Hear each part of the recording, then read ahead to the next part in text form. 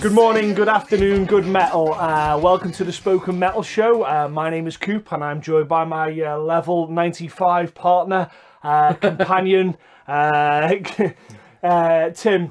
We're on for episode 3. Amazingly, we've made it a trilogy. Amazingly. The third one. The third one. So this is the one, this is Jedi, where we start the end of the film like now. This is like the Lord of the Rings, where you don a massive white coat and ride on a horse and worries rescue. me. Well, it can't be Aliens 3 because I've already got a shaven head. Okay, yeah, and it completely sucked. But this is a music show, and so we will try and stick to that. We've got a lot to cover today, and a hell of a lot of stuff. I'm just looking at the board now. There's an enormous amount of news to cover, so we'll do some. We'll take maybe a break and we'll do Fuck, Marry, Kill, which this time is going to be Anthrax. We'll do a little bit of news and then we'll do Namethatstool. And then we'll leave you on the way home. Cool. Okay, so let's hit the news.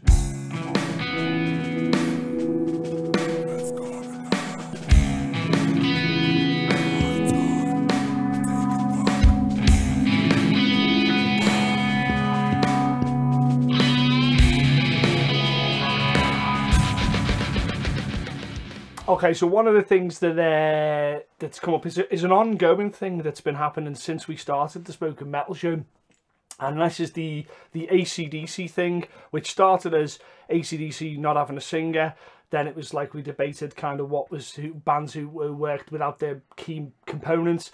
And now it's kind of travelled to rumours of who would play with them. And then eventually we're at the point now where Axl Rose has joined AC/DC. He's now playing shows. I think they've played 6 or 7 shows now to date. All the footage is out there. Axl's obviously hit his foot, his leg, whatever. He's on a throne. Yeah. And he's on Dave Grohl's throne. Is it actually Dave Grohl's? I believe it is actually Dave Grohl's throne, which is fair enough. But he's on his throne, and Axl Rose finally joining AC/DC. Yeah. Thoughts? He doesn't sound like Brian Johnson. Well, Brian Johnson doesn't sound like Bon Scott. But Axl, I think, wants to sound like Bon Scott. Oh, do you think? Okay, so you think he wants to sound more like Scott than he does Johnson? Yes. Okay. From hearing everything that's going on YouTube, and I've been very interested in it. Okay. And from what I can tell from my ears, I'm thinking he's Scott. He sounds a bit like Scott there. I think one of the things that gets level, there's a number of sort of issues that come up with the AC/DC fans, and the biggest issue is no Johnson, no AC/DC. Yeah. And I want to make my stance on this completely clear. I'd like Brian to keep singing with him. There's talk of him getting sort of things for his ears, so he can do that, and I'd like him to do that, but I subscribe to the fact that they replaced Bon Scott, personally one of my favourite frontmen of all time in any genre of music. They replaced him. There was an absolute uproar. They recorded Back in Black, and it was perfect. And Brian Johnson did a cracking job, and he has done. But now maybe it's the time that Axl Rose comes along. Now, do I think that Axl's going to be a permanent member of the band and the same as Brian? No, and I think that's where a lot of people are pissed off with. Rather than it being like, this is the new guy for AC/DC and they're going to do like 6 more albums with him. I don't think that's the case. Well, on Sky News, the wonderfully accurate Sky News, someone was quoted. He said, "Well, I brought my daughter to see the original band, and that's not going to happen now, is it?" Well, it wasn't fucking going to happen anyway, was it? What a twat! You know what I mean? It's like, if you're out there, let's say his name's Coop from Ellsbury Report. Yeah, you twat, right? The guy probably doesn't know anything before Back in Black. Do you know what I mean? No. Yeah. Oh no, he'll probably know Dirty Deeds. He'll probably know that maybe, and Highway to Hell. He might know a bit of. He probably thought they were after Back in Black. But if you say, but if you say, do you know the song Ride On? Do you know what I mean? Do you know? Can I sit next to you, girl? He does, and he doesn't know that fucking probably Malcolm isn't even in the band anymore. Do you know what I mean? He doesn't know these things. He doesn't know that it isn't the original drummers, and that's and it's just. These people just fucking have these trumped up opinions about it. It's just fucking inane. But the point is that I'm making here now is that a lot of people were saying, okay, well, Axl Rose, he's not going to sound like it. He's not. It's going to sound a lot like Axl Rose because, and there's a spoiler for you. I think he is Axl Rose. I think he's brought his voice down a bit. He's not being the screechy screech that he can be. He's a professional singer. He can sing. There's never been that, like, you know, Axl can't sing like you get with some pop stars, get out as not being able to sing. The guy can sing. He's got a set of pipes on him. He was one of the biggest rock and roll bands of all time. Still is, effectively. You see it that way. Yeah, well, he is again. And he's doing the business. Now, I've heard the recordings. I've seen him playing, and I think he's doing a good job. And I think a lot of people are actually going, well, you know what? It's not too bad. I've heard that 5,000 people wanted the refunds on the tickets. Just get fucked. Honestly, really. Get fucked completely. Get fucked completely. When will you get to see a concert of AC/DC, one of the finest rock bands who've ever been, being fronted by Axl Rose, the singer of another one of the finest rock bands who've ever been, and doing a bloody good job? They're not over the hill, you know. And Angus is getting on. He's an old guy, you know. He gets like air off stage and stuff like that. The guy's, you know, an old guy, like, and he still plays like a fiend. He's still amazing. So I think, you know, good luck to them. I don't see Axl doing albums with him. I just can't envision that. I can't see him doing an album with them. No, well, Brian Johnson has said. Is he going in the studio? I'm still fit for the studio. I can still. That's going to be awkward, isn't it? You do the studio and you put your heart and soul into 12 songs, whatever, and then you can't go out on the road and someone else from his last interview, he was hopeful that he could be treated. Yeah. He said this is not the end. Another thing that was interesting was that a lot of people said that he was treated very coldly by AC/DC. That Angus was like, okay, well, he can't do the job later, and there's the door.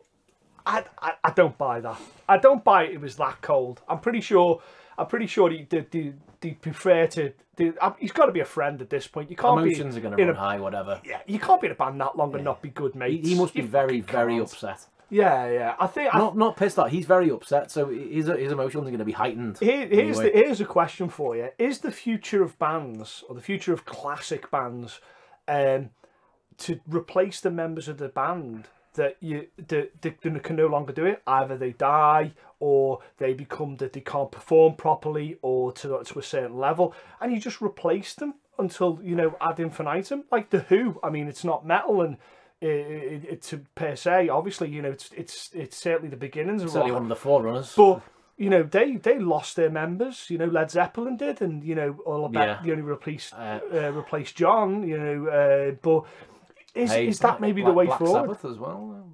Black Sabbath's a great example. It's not original anymore. Yeah. So I don't know. It's for me. I think good luck to them. I think if you've got tickets to see them, still go and see them. Don't be an idiot. Just don't do that. There's still, you know, Hell's Bells is still a great song live. When he sings For Those About to Rock, that's still going to be amazing. We did shut say, the fuck up. And we all did that say noise. Axl could do it.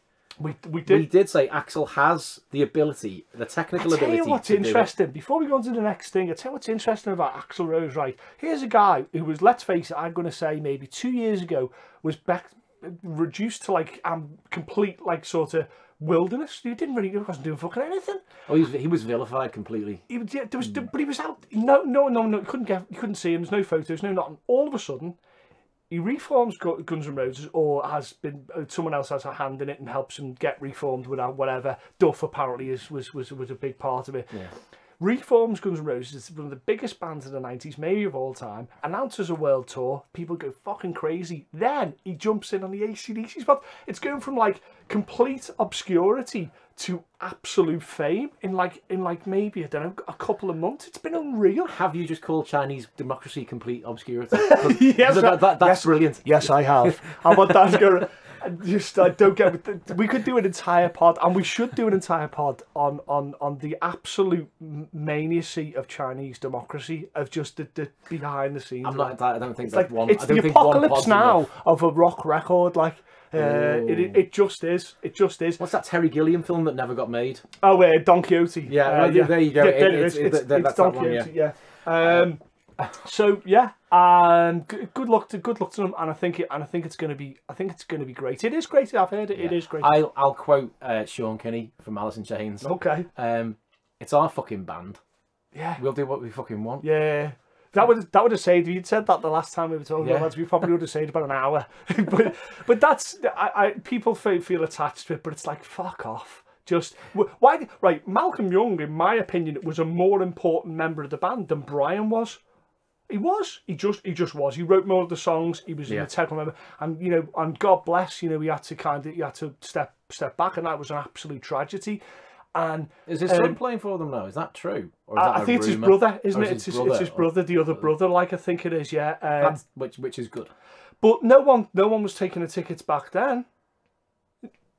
Malcolm Young's, he's been in the band since the beginning. He formed the fucking band. He is the forming member. Exactly. And it's not like he's like sitting in the background.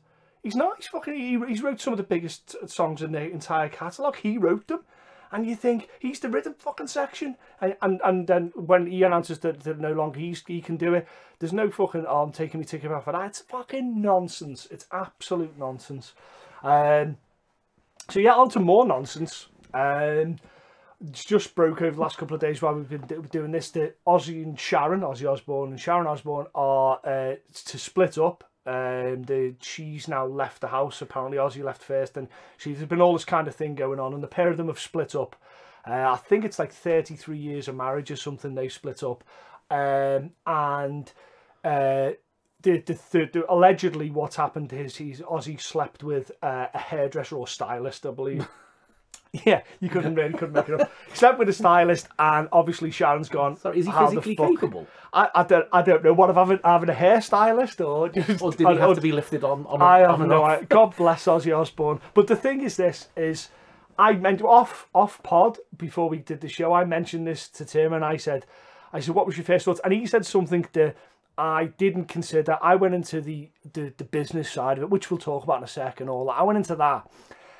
But what you said, I was like, shit, I am so naive. Straight away, I thought, publicity stunt. But okay, so what are the let's examine that if that is an option. What are they publicising, or what are they trying to sell then? Well, you got to look at what's coming out for either of them. Okay, has Ozzy got a new album? Well, is it an Ozzy album? That's tough. Wow, that's tough. We've got to cover Ozzy. We've got to do Ozzy in the Fuck, Marry, Kill. It's gonna have to be done. That's fucking. I would say that is almost bordering on sacrilege. That is. Let's be honest. Right. Okay. Look. We're going to go off tangent here somewhat, but it needs to be addressed. No More Tears is one of my favourite Ozzy albums. Okay. And Lemmy wrote 2 or 3 songs on that. Yeah. So that's okay, right? And Zach wrote the rest. Okay. So what? That's not. You just said the singer doesn't write most of the songs. Even write the lyrics? No, he probably. No. Possibly not. He didn't with Black Sabbath, did he? Well, no. He apparently he did write a few, and then obviously fucking found the white lines, and that was fucking all she wrote. But yeah, I don't know. Bill Ward said it interestingly on the documentary about him. He said that Ozzy's one of the only singers who can sing around what they do, who can sing kind of space, if you know what I mean. I don't know exactly how he worded it, but he brought something to the table that no other vocalist could do. He gave that kind of weirdness to how he sang, and I think he did, and I think that's why he's not one of the greatest vocalists of all time. Agreed. He's not one of the great lyricists of all time. I'd go with that as well. But some of the lyrics he sang have been some of the greatest. Yeah, but in terms of frontline and how he's put those lyrics forward, I think he is. But anyway, okay, so he hasn't got a new album out that I'm aware of. No, this is something we need to actually look into. I don't think it's an album out. So let's say it's not an album. Let's say it's not an album. Okay. Has he got a tour coming up? Well, last night, I think, or the early hours of this morning, they got together and announced the Ozfest thing, or the Knotfest it was, with Slipknot and I think Korn. And she was there with him, and there's pictures of them kind of like standing next to each other, and it's not all smiles, but they're not killing each other. And I'm thinking, is that? But yeah, for a fucking tour, they risked a 33-year marriage. I know that the business is fucking, is all about that kind of publicity and stuff, but what else are they publicising, really? I don't know. It just, publicity stunts, it didn't occur to me. But now you do. Well, the cynic in me is like... They have...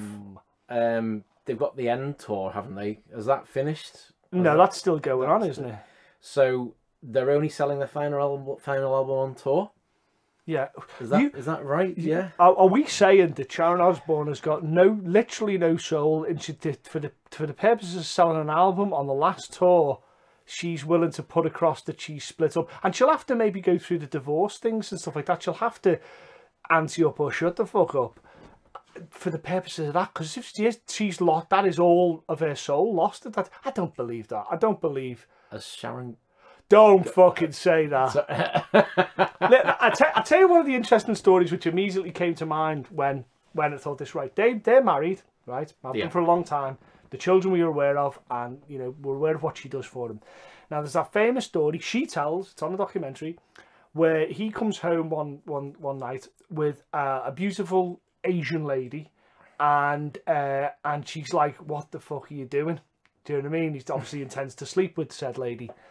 And at one point he says, we've decided that you have to go. And he's on his own, so he's obviously talking about the voices in his head. And attempts to kill her, wakes up in prison. He doesn't know why he's there, because he was hammered out of his mind. And he's attempted to murder his wife. And they stay together. Yeah, passing dalliance with a hairdresser. Somehow, I'm pretty sure women have thrown themselves at Ozzy, even though they fucking know Sharon's like would consume, yeah. But I'm pretty sure he's not a good looking man. Let's be honest.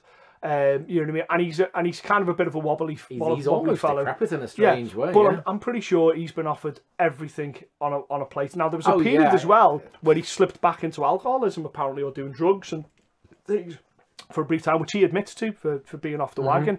So you don't know what happened there, you know. So I don't know. The whole thing just doesn't sit. It just doesn't sit. No. To me, it screams publicity. It really does. Let's say it is true, and Sharon's pulled the correct card and said, listen, you have cheated on me. We've been married this long. It is over. I'm going to divorce you. That's it. There's multiple effects that come from this. What the fuck is Ozzy going to do? There's no way she could stay as his business manager, because that's just got to be the weirdest fucking relationship in the world, right?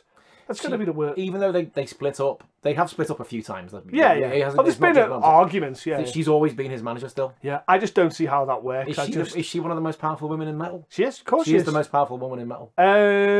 I'm going to say, yeah, I can't think of anybody else who's, from a female perspective, who's more powerful than Sharon Osbourne. Yeah. Who sacked Zach? Yeah. Well, you know. Dave, I mean, she's going on record. I mean, let's the elephant in the room is Bill Ward.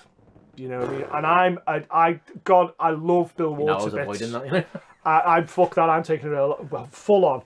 And her obviously obstinance to Bill Ward being in Sabbath. You know what I mean? And it goes back and forth. Is Bill Ward being difficult? Is what's going on? And look, we all know, listeners, we all know that they don't get on. It's as simple, they just don't get on. And she does whatever she can to make sure he's out the picture.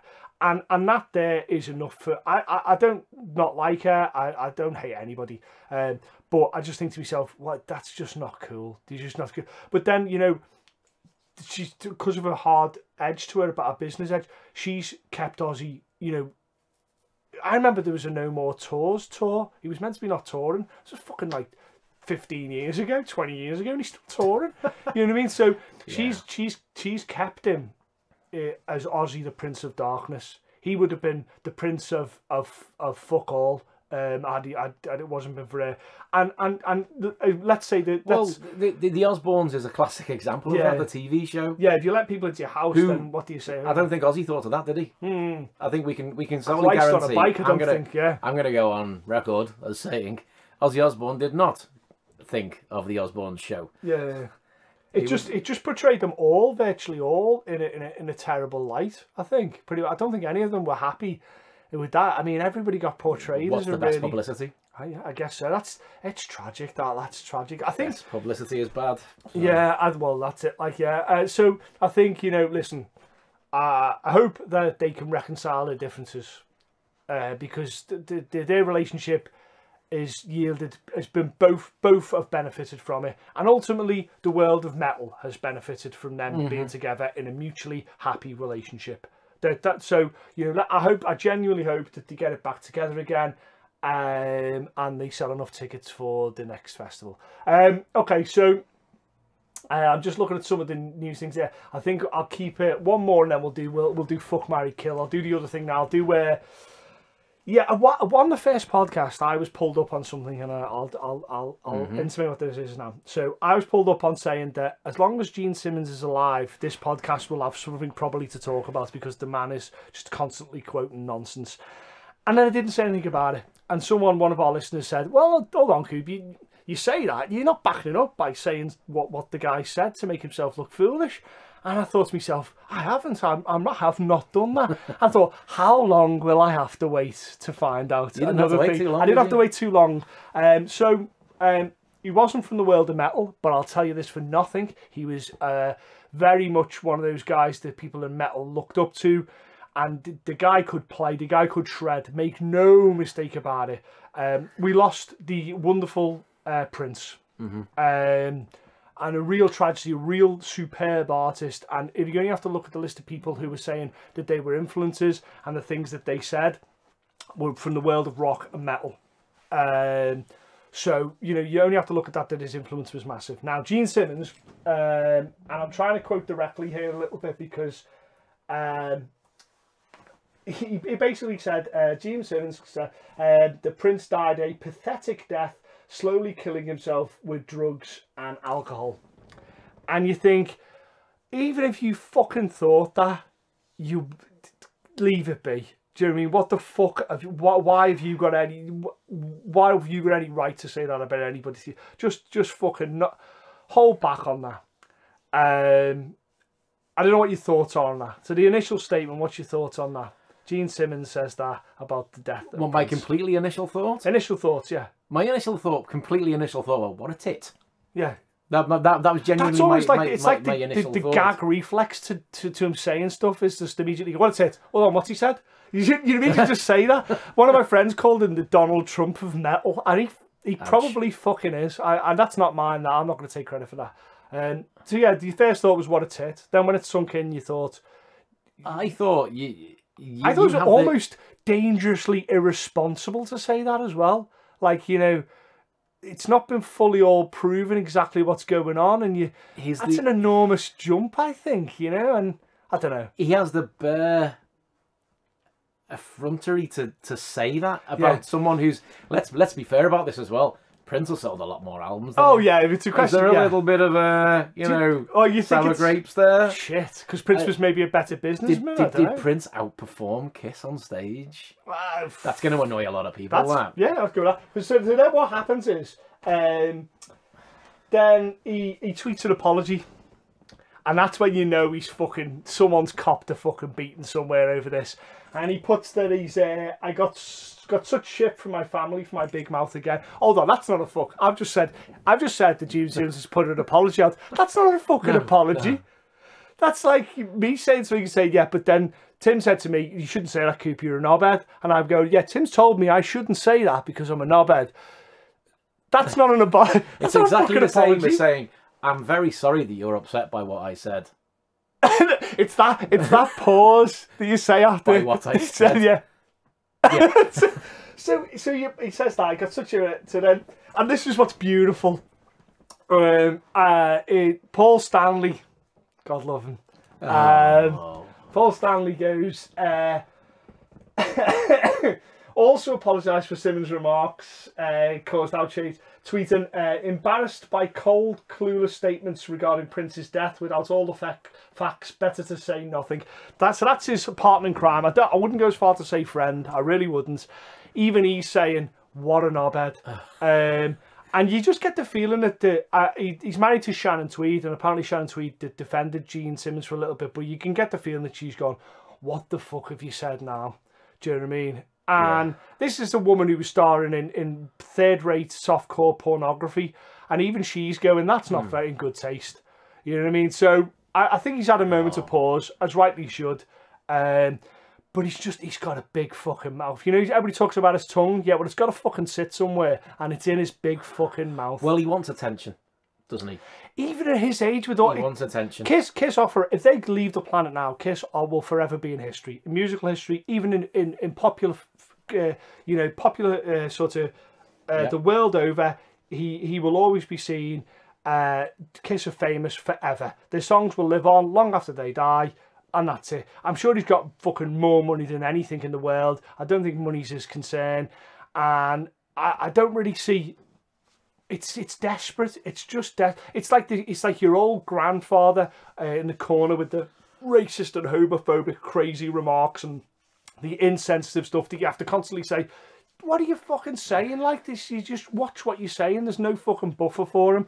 At that age, a man like him should have the responsibility to, when talking about someone's death, apply a little bit of fucking common sense and decency. Like, yeah, does that mean it's like the immediate reaction is like, you know what, I know Coop's a football fan. I'm a football fan. We come from different sides.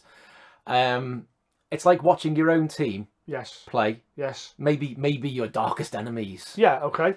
And a member of your team fouls someone so badly, you turn around and go, well, there's no fucking need for that. That was just fucking stupid. Yeah, yeah. That's what he's done. Yeah. Because he technically should be on the side of rock and metal.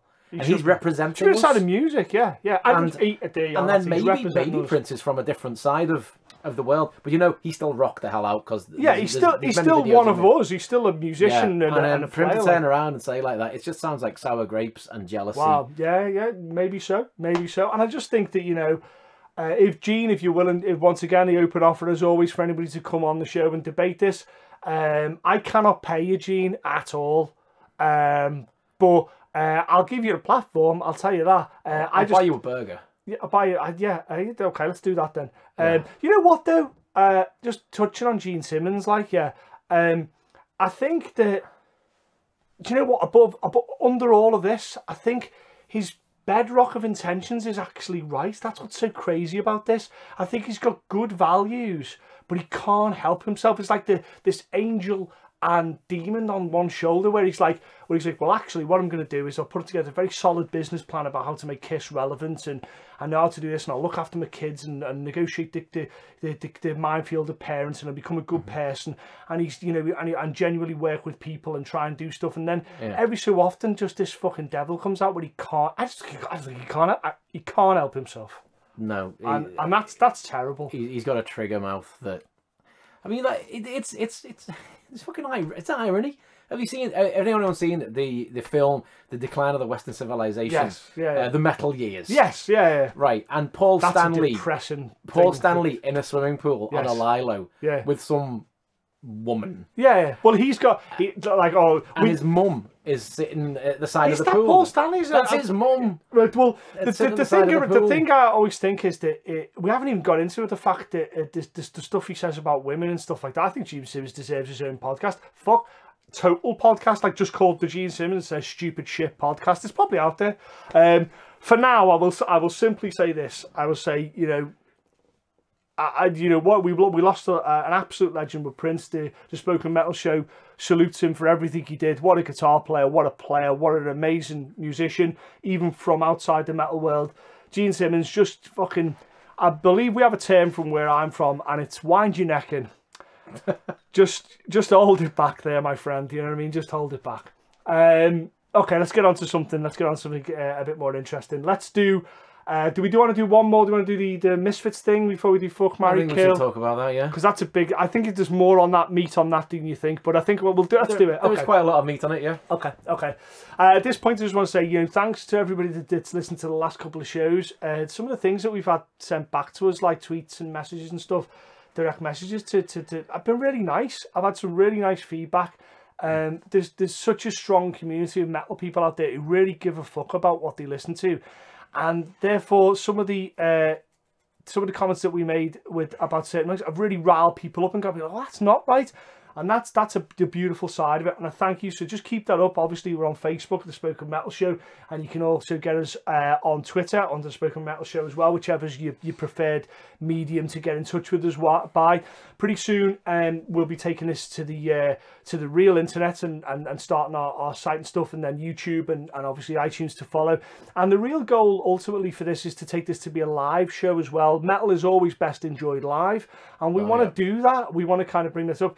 So maybe in a couple of shows we'll start putting that together. I've already been kind of making some moves to make that happen. So it's pretty good. But I just want to thank everybody who listens to us. And there's a lot of people from other countries who listen to us who who feed back to us and just say that it's nice to hear our voices, which is interesting, because I thought I had a terrible voice, whereas you have the dulcet tones of a beautiful lute. Thank you very much. Let's just say. I'd just like to say I am the one who edits this, and well or badly, whoever thinks, I don't know. But I have to listen to my voice for over an hour and a half whilst checking out, and it is the worst thing to listen to in the world. Okay. Last little bit of this section of the news is just very recently the Misfits announced that they will be reforming the original lineup and playing a festival, and obviously maybe some dates after that. Which is, for me, I've got no problem with that. I wouldn't say I'm a huge Misfits fan. I like the Misfits. I probably like them because bands I like covered them rather than liking the band. And I think it's going to be interesting. You know, Glenn, Jerry Only, all that type of thing is going to be. So it is Danzig. It's the full hit. Like Danzig, it is the full hit. The question that it raised for me, that I want to talk about, is the Misfits for most people will be a fucking t-shirt. And going on from that, I think Motorhead for some people were a t-shirt. I think Black Flag for some people were a t-shirt. Some Black Flag for some people is a tattoo, and they don't know what the fuck it means. And I just thought to myself, how many bands out there are a piece of iconography, like a tattoo, like a fucking t-shirt. It's even bigger than their band. You know, I'm sure when Guns N' Roses sell their t-shirts for the tour, that Appetite for Destruction symbol is people are buying that rather than the things that it means and goes for. I think it's whenever we have clothing stores for people who are not from the UK. We have clothing stores such as Topshop and New Look. Yeah. The minute you find a t-shirt in one of those stores with a band on, that's exactly what you're talking about. I've always thought, though, it's weird, right? So you say you go to your local store, and if it's in America, it'll be in a Walmart or a big sort of chain that have brought them in, and you'll see hundreds of thousands of these t-shirts with the same print. And let's say Motorhead, and I've seen Motorhead in these stores we talk about, and it always bothers me. I always think, what the fuck? It's over-the-counter culture getting battered. You know, that's my band. But surely someone signed that off. I'm not saying fucking Lemmy's signed it off, or Glenn Danzig signed it off, but fucking somewhat. Did they not own that? Someone's making money from it, but is it the record company? So do you think the record company owns that thing, and that's what's happened? The record company can easily own the logos. You think? For a band. Because that almost, like you say, it almost puts you in the sheep dip of fucking banality when you I can't think any of these people would be happy with seeing their t-shirts in something like that. Was it Taylor Swift recently who had a metal t-shirt on? I've seen that a lot. I've seen it. Justin Bieber had a Metallica t-shirt, which, you know what? I kind of don't have a problem with. Kind of spreads the word. I'm thinking if one fucking kid, well, do you know what it is? Do you know what it is? And I was going to use this as, I was keeping this in my back pockets for listeners. On the section, the Namethatstool, we have a section where you've got to defend a particular thing. And on our list, we had Justin Bieber defending having a Metallica t-shirt on, right? And I had this in my back pocket. I always like to keep, I don't like to look too silly. And the reason that Bieber wearing a Metallica t-shirt is so great is this, okay? It's Game of Thrones, the White Walkers. Okay? You with me? Okay. So, spoilers, I believe this is the thing to say. Spoilers for the Game of Thrones people out there will have seen the episode, yeah? Right? You with me? Where Jon Snow finally meets the White Walkers, this big group of people coming down to... You're going to fucking ruin this for me, Carl. Yeah. Have you seen the scene? No. Okay. Well, basically... Oh, you can carry on, it's okay. Am I going to ruin this for you? I'm not going to ruin Game of Thrones for you. No, you won't. Okay, I'll tell you what, I'll give you another scene. Okay, it is that scene, 100%. But it's the same thing, I'll give you, okay, Dawn of the Dead. The 70s version, yeah. The scene where they go to the building for the first time, they're at the bottom there, this true... Bear with me, gang, on this one. They go to the building under it, which all the people have been in it have been killing the dead and putting them at the bottom. Yeah. And a priest comes out, one-legged priest comes out, and he goes and he says something. Now, just before he says this, I want you to bear this in mind. So Justin Bieber's wearing a Metallica t-shirt. Okay. And one kid in the crowd sees Metallica t-shirt. He's not heard of Metallica. He's maybe 10. Okay? He's not heard of them yet. And he goes, what the fuck is Bieber? Tell me what's Bieber's what Metallica? And he goes to his phone, as is de rigueur for these days, and taps in Metallica, comes up with a number of songs, illegally rips the songs and downloads them. Yeah, let's say he downloads Let's Take a Shot in the Dark, and he gets lucky and he downloads Ride the Lightning. And he listens to Ride the Lightning. And he takes it on board, Ride the Lightning. And it's his entrance drug, and before you know it, he's got Master of Puppets, and all hell's broken loose as he's listening to Justice for All. And pretty soon he goes, well, fuck, Metallica tour with Slayer, and he listens to Slayer. And before long, he's buying out and trying to fucking find Cradle of Filth's latest album on there, and the guy's completely gone to the dark side, yeah. And then he realises, deep in his 10-year-old soul, yeah, that really Bieber is the fucking enemy. Yeah, and he goes on our side. And as that priest walks through, and he's sitting there in that building in Dawn of the Dead, and he turns around and he goes, you be stronger than them, but soon we be stronger than you.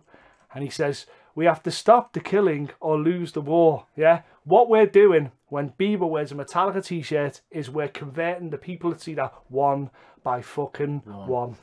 And they're all, so you get there. If enough people see it, they're on one of us. They'll become one of us, and they'll join our army. Now that doesn't spoil the Game of Thrones too much, but when you watch that scene with Jon Snow on a boat coming away, and the White Walker's there, the White Walker guy, yeah, he's Bieber, and the kids are what gets up there. So I'm saying that Bieber ultimately is a gateway drug for Metallica. Him wearing that is a fucking great idea. I have no problem with that. Yeah, I'll give you. I can't argue with that. I feel exactly the same. But say I'm in town. It rarely happens now, unless I'm gigging. So say I'm in town and I see a townie, shall we call him? You know, a fashionable young man. A fashionable young man, yes. With lovely hair. Okay. And a bit of a beard. Okay. Even though Keith and I both have beards, but a bit of one of those beards. Yes. And say he has... So he has an AC/DC t-shirt on, or a Guns N' Roses t-shirt on. Yeah. They say he has a Guns N' Roses t-shirt on. Right. And I think to myself, has he ever actually listened to it? I have a huge problem with someone who wears a t-shirt that hasn't heard the band. Yeah. That's a beating. You got to cop a beating for that. Like it's unbelievable. How can you not do that? It's probably the ultimate end of being fashionistic, like hipster. It's the ultimate end. If you're wearing something you don't even know. Well, I mean, Motley Crue suffered from this. There was a couple of Motley Crue t-shirts, and I remember talking to a girl who had a Motley Crue t-shirt on. I was like, oh yeah, Motley Crue, like, you know, trying to engage and talking at a conversation, and she'd never heard of them. And I'm like, how can you own a t-shirt by someone and not even have a passion, interest? That's madness. That's madness. Yeah, that's what it genuinely upsets me to my core. And I think the Misfits are a t-shirt, and it's as sad as that is. And I think, but I think moreover that, what you said about Black Flag is too much on the money. How many people who've got Black Flag tattoos actually listen to their albums, actually know what they did, their work, you know?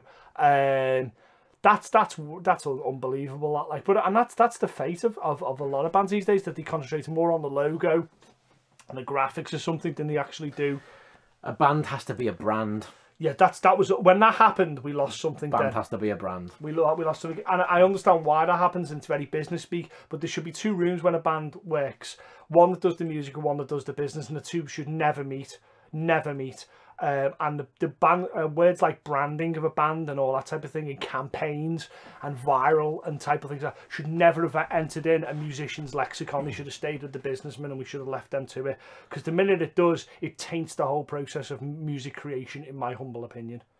Wow, I went on one with that one, didn't I? Yeah, no, I think I joined in on that. I compared Justin Bieber wearing a Metallica top to Game of Thrones, and then because I couldn't go down the Game of Thrones route, went down the Dawn of the Dead. These are some pretty cult references. I'm wearing a cult flag there. Hopefully people will watch Dawn of the Dead now. Well, if you haven't watched the 70s version of Dawn of the Dead, yeah, you can stop fucking listening. This isn't, and that's not me being elitist. It's like, stop the fuck what you're doing now and go and watch it, because it's great. And I'm telling you now, that is one of the most metal films of all time. And I guarantee, let me tell you this now, you could go to any metal festival, let's say Download or whatever, or Hellfest or Wacken or everywhere. I would say in the high 90s, every single person who was there will have watched the original Dawn of the Dead. Yeah, it's like, don't get me wrong, I do love the film Zombieland. I thought it was really well done. But if you think you're a zombie film fan and you've just seen Shaun of the Dead and Zombieland, right, get the fuck out. Shaun of the Dead, that was... Yeah, right, go to a mirror, take a long hard look at yourself and fucking watch Dawn of the Dead. Or a beautiful phrase that I heard, which I'm going to use a lot more, which I found, was get in the fucking sea. And I like that. I like that a lot. Okay. Hip. Cuckoo. Ah! What?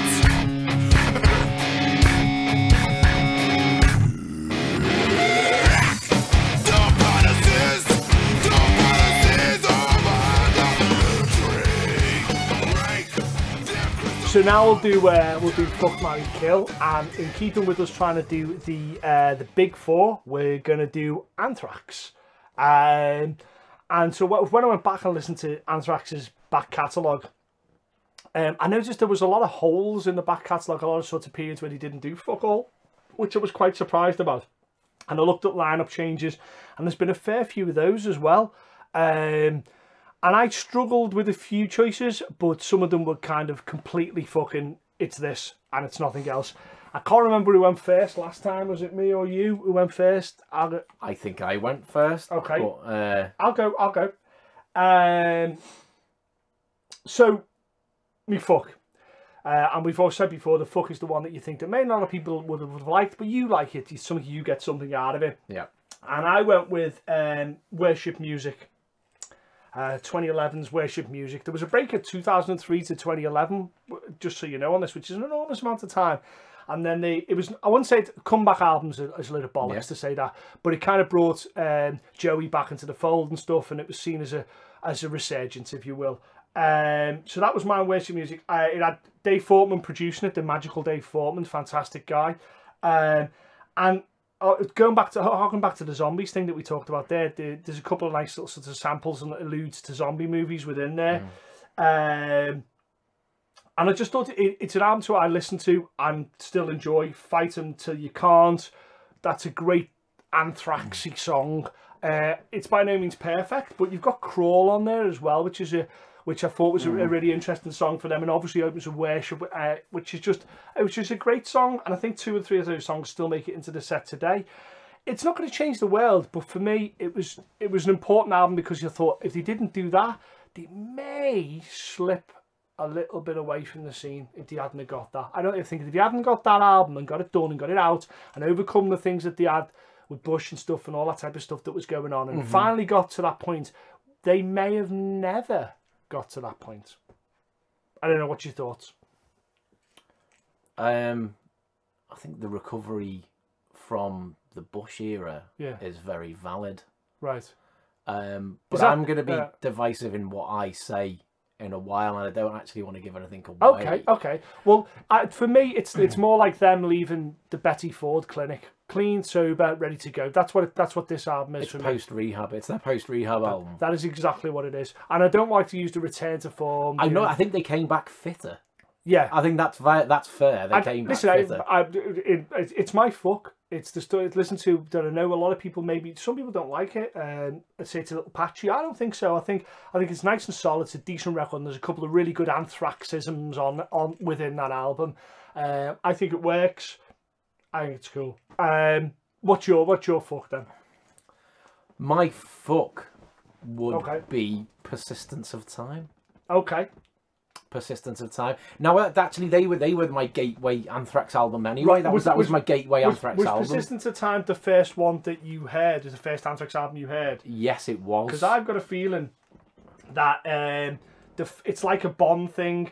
So the first Bond that you were introduced to is your favourite Bond. Your first Doctor Who that you saw was your favourite Doctor Who, irrespective of who they were. So Persistence of Time was the first album that you...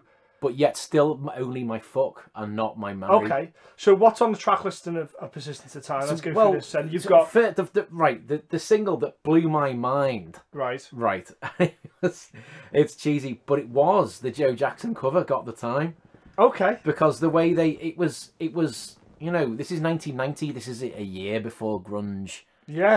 Really hit. Yeah. And this is the, you could say this is the last vestiges of that thrash era almost. Right. By, you know, it's starting to die. Yeah, because it went into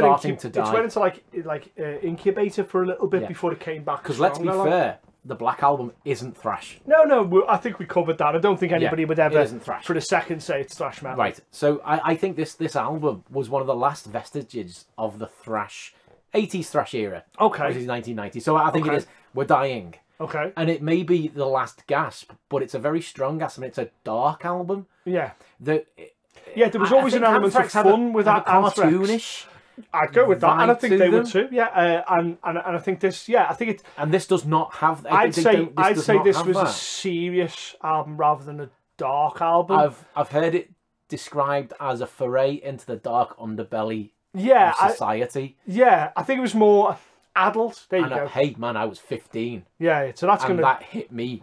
So what's the track listing then? Let's work through that, because I'm interested with that, because that's seen by some as a seminal piece of work by them. You know, it's seen as, you know, some people hold that in very high regard. And the other single, interestingly, the other single was In My World. Yeah, I remember that. Yeah, that was a big single. Which was a big single as well. Yeah.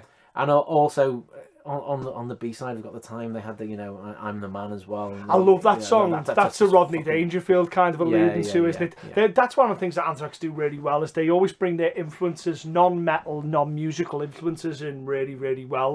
So what else have we got on here then? Well, the track one was Time. Yeah, okay. Time. It's almost, could you call it a concept album? I think you'd be struggling with that.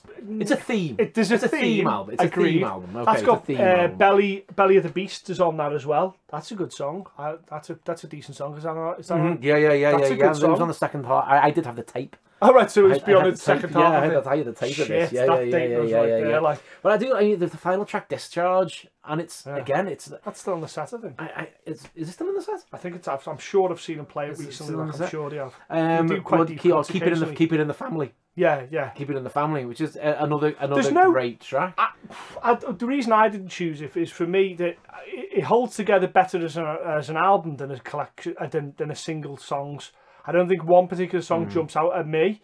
I think it holds together. I would listen to that all the way through, and I would have no problem in the car. I would turn the tape over. I would be happy with that. This is why it's my fuck. Yeah. Because the two singles do stand out to me, but they're still not the strongest thing they ever did. Right. And it's almost like it is my guilty pleasure. Yeah. Because it's a hark back to my teenage years. Yeah. You don't really. It evokes a certain time. Albums always evoke certain times. As they should do. Albums and songs should do that. And if it doesn't do that, it's not worth its salt. No, I completely agree. No. Okay. So let's go on to the Marry. The Marry for me, it's too easy. By the way, and if you haven't chosen this, you are a lesser man. You have literally no knowledge of metal, and I have won the Namethatstool without you even taking part. I know. It is 1987's Among the Living. Yeah. Because, right, I'm not. I should, at this point, if I had a mic that wasn't attached to a thing, I would, as the kids love to say, drop, because it's perfect. It's perfect. That's not me saying that's not fucking question mark. It's perfect. It is, and I know it's an easy choice. Well, I don't know if it is an easy choice, because I like it, but just look at the three opening songs. Okay, as I always do. I think all the albums I like seem to have very, very strong opening. Among the Living, Caught in the Mosh, I Am the Law. That's a fucking fist in the throat, down to your fucking esophagus, fucking thrash there. And then you've got all the other stuff that's kind of piled on there.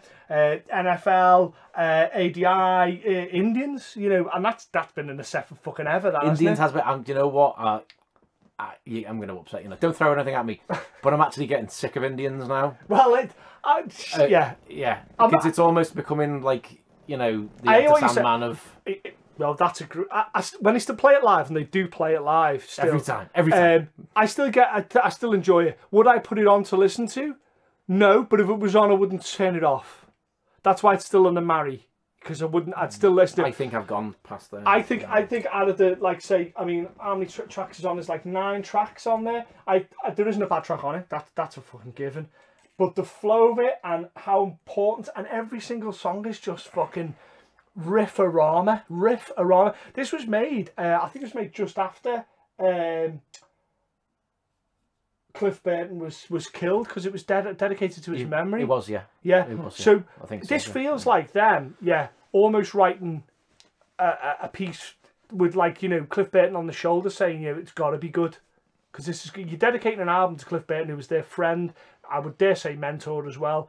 You have got to fucking be on point. Friends, yeah. You can't dedicate an album to someone of that importance and not pile it on.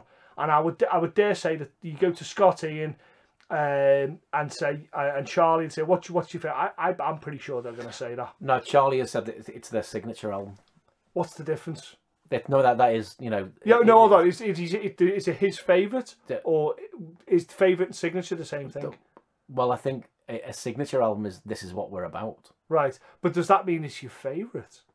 Oh, does it? Well, he has been quoted as saying that. Yeah, I found that. I quite like that. Actually, I quite like that. It's our signature album. Yeah, that's nice. It's a nice way of putting it. It's our signature album. If I think it's going to represent us. Yeah. It's the album that best encapsulates what we do, which is a longer way of saying what he said. So yeah, I think it's a very romantic way of putting it. There, it's a very nice way of putting it, and I agree. I totally agree. It's just one of the things about Among the Living is the cover, the artwork, the whole production of it. The cover's terrifying. It's so iconic. Yeah, it's so iconic, and not in a crap T-shirt iconic way. It's so iconic, and it still feels as though it's ours. It never feels as though it feels slightly underground, and it feels slightly like it's just out of you know what I mean? It feels slightly still there. It's still 87. It's never been. Do you know what? Have they ever been mainstream? Oh, well, let look. Once again, we're all about elephants in the room and getting on them and riding them around. Yeah, let's talk about it then. So, we know what we're talking about. That hip hop metal crossover classic that essentially gave us new metal. Bring the noise. Yeah, we had to talk about it within this. Of course they are, because they did bring the noise. Now, I dare say, I don't think they all sat there, and went, and Flavor Flav went, let's pick it. I don't think that happened. I think it was more organic than that. And I think when they first wrote it and did that, I think they did it for fun. I think they did it because it was Scott Ian has gone on record as he's been a hip hop fan for a long time. He's one of the things that Scott Ian does so well, like I've said, is bring all of his influences, and he's not ashamed to wear a Public. He was seen wearing Public Enemy t-shirts and stuff like that. He's not ashamed. He doesn't give a fuck about what people, and I think that's incredibly courageous. I think that's his best part of him. That's why he writes songs like I Am the Law about Judge Dredd, Skeleton in the Closet about a Stephen King novel. So he wears his influences right on his sleeve, which I think is fantastic. And Among the Living has got a lot of them in there. So for me, it's undeniable. It's undeniable that's got to be the Mary. It has to be. It is. I think unarguably, it's their seminal album. Yeah, seminal signature. Album. It's when they'd finally found who they were. Yeah. It is Anthrax. It's when they finally found where they were, perfected their songwriting, perfected their sound, became their signature album. So why the fuck have you gone with something else that isn't this? Because I need to know. So you've gone with Marion. Yeah, no. You've almost managed to change my mind. Well, you've almost managed to change my mind. I don't believe, because it's the truth, and the truth cannot be fucking ignored. The truth cannot be ignored, and my Mary.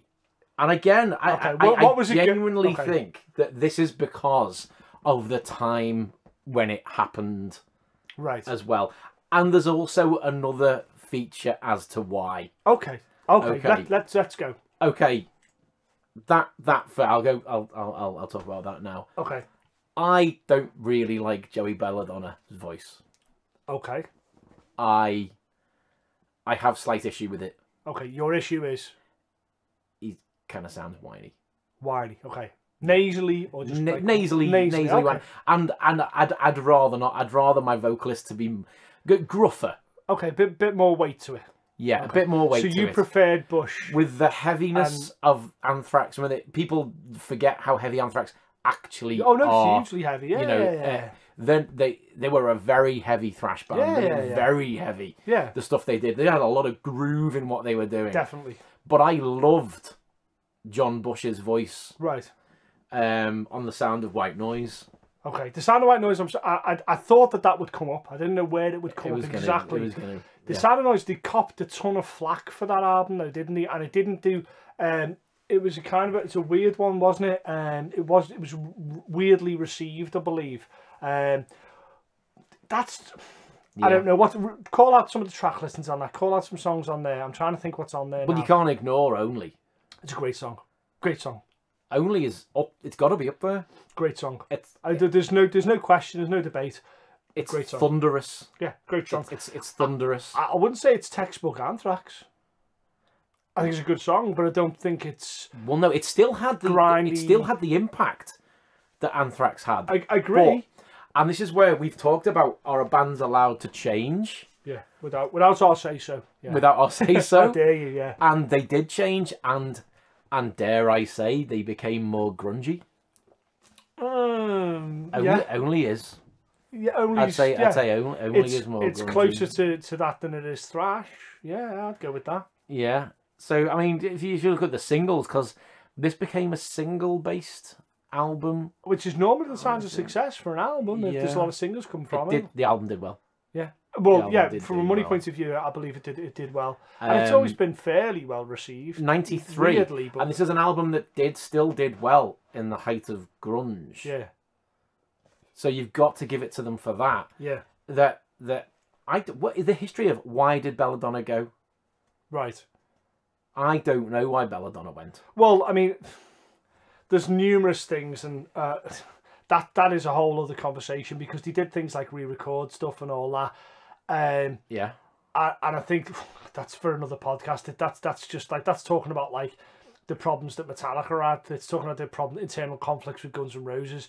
You know, it's talking about all that type of stuff. You've got fucking no chance. Like, all needless to say, there's been a lot of messing around. Like, yeah, he sounds like he could be maybe people within the band couldn't be that easy to work with. There's a lot of problems, I would imagine, with that. There, I think they've got over all those now. I think that's a bit past it. Well, yeah, but they have. Yeah. To keep it to what we're talking about, it's Belladonna's voice that means you didn't pick the likes of the albums that I picked because I picked the ones that he's on. I still picked Persistence of Time. Oh, sorry, yeah, no, you did, yeah. So now you mention it, it's probably going to be one of those things I can't unhear when I hear his voice now. I'll be like, that does a bit whiny. Sorry, I don't know. It's not whiny's not the nasally's the right thing. And do you know what? Indians is an example of his nasalness, right. And that's one of the reasons why. I'm trying to think. I've never. I don't know how many people listen to Anthrax for the vocals. Oh, I don't know what it was loaded. But it's just what I don't listen to. I don't sing along really to Anthrax. Are you waiting for the big riff? I'm waiting for the big riff. Like I think he's a machine for all that. Like, you know, and they're always that slightly off kilter riffs. Hypro Go. Sorry, like a stop start. Yeah, awesome riff he does in the Sound of White Nose. Like, yeah. White Nose. White Nose is Hypro Glow. And still, Sound of White Nose is still got all the aggression. Yeah, that's because he's all the aggression. Scott Ian seems to be. Once again, Scott, you're more than welcome to come on the show and talk about this. He seems to be just one pissed off fucking guy. He just seems naturally pissed off. I mean, you know, listen, and this is from another follically challenged gentleman. You know, I think he just got more pissed off when he lost his hair. I just think he did, and just became. he's just so aggro, and it seems real as well. Like, it doesn't seem like a fucking act, and he just translates that to his play. And he's got, you know, Hetfield's got a great right hand. Fucking Scott Ian's fucking mate. He's one of the great metal rhythm players. He's just fantastic. Okay. So yeah, I think we're more or less on the same page ish. I think with where we're going, but it is going to be interesting now. And this is what I struggled with the most. Normally the kill section listeners is the one you can just go straight away to, and you're like, yeah, I know what I'm killing. I struggled up until I tell you which one it is. I'm probably still undecided. I went with Stomp 442. Now the reason I went for that and not the other one, which is Volume 8, was because Volume 8's got Dimebag on playing solos.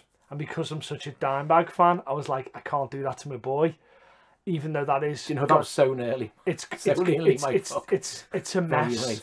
It's a mess. It is, yeah. It's a mess. But Cadillac Rockbox is an amazing song. I went back and listened to Stomp 442 because my memory said that I fucking hated it, and it's got some riffs on it. It does. It fucking moves. I don't think it's a mess. I don't think any of the albums will not have some riffs on it. They've all got great riffs. It's a mess. It's like he was driving to the studio with all the riffs in the back of a lorry and took several turns on the corners, and he's opened up the lorry at the end, and they're all over the fucking shop. And he's going, fucking hell, what am I going to do? Fuck it. I'll just staple them together. The vocally appalling. The song, like what they're singing about, just doesn't make... There's nothing that resonates. There's nothing going on. I just thought, and apparently it was made with virtually very little sort of direction. They were just kind of like, go make an album. It was their shows. first one without Dan Spitz on lead guitar. There you go. And that fucking shows. And it shows from not having a decent set of hands behind the tiller and saying like, listen, you need to, let's do this, let's do that, let's ignore trends, ignore that, just let's do a fucking Anthrax album. It's just a mess. Do you think it was a departure too far? I don't know if it's even a departure. I just think they got it right. I don't think they were even shooting for too much difference. But I think they just completely fucking... It's a mess. And normally I'm fairly articulate, but when go back listeners and listen to it, and I guarantee this was what will happen. You'll start listening to it, and you go, actually, Coop's fucking talking a load of shit. That's a great fucking riff, and it moves somewhere, and hold on. Well, that's not too good. Okay, well, what the fuck is he singing about? Where's the fucking chorus? Okay, all right, well, that was probably a bad song, but it's still, listen to the guitar, sounds good. And I bet you get to maybe 35, 36 minutes in, and you just go, do you know what? It keeps right, it's a fucking mess. It's a fucking... It's a banquet of nonsense. It just... And I don't want to completely slag it off, which is what I'm doing, but I don't want to completely slag it off because there's some good elements to it. But generally speaking, those good elements are fucking just smashed everywhere. I just think... Maybe an extra couple of months. Do you think the fact that the good elements are mainly Dimebag? Well, no, I mean, I'm talking about... He's not on Stomp, he's on Volume 8, isn't he? He's on both. Is he on both? He's on Stomp? What did he play on Stomp? Yeah. He's on Stomp. He plays a solo on King Size. Is that all he does? Hold on. There was something else. Riding Shotgun as well. He plays a little bit on that. Did he play on Volume 8 then? Have I got that wrong? No, he did, because Cadillac Rockbox... I've got to put him to bed either way, haven't I? Cadillac Rockbox is it's all Dimebag, and that's a wonderful song as well.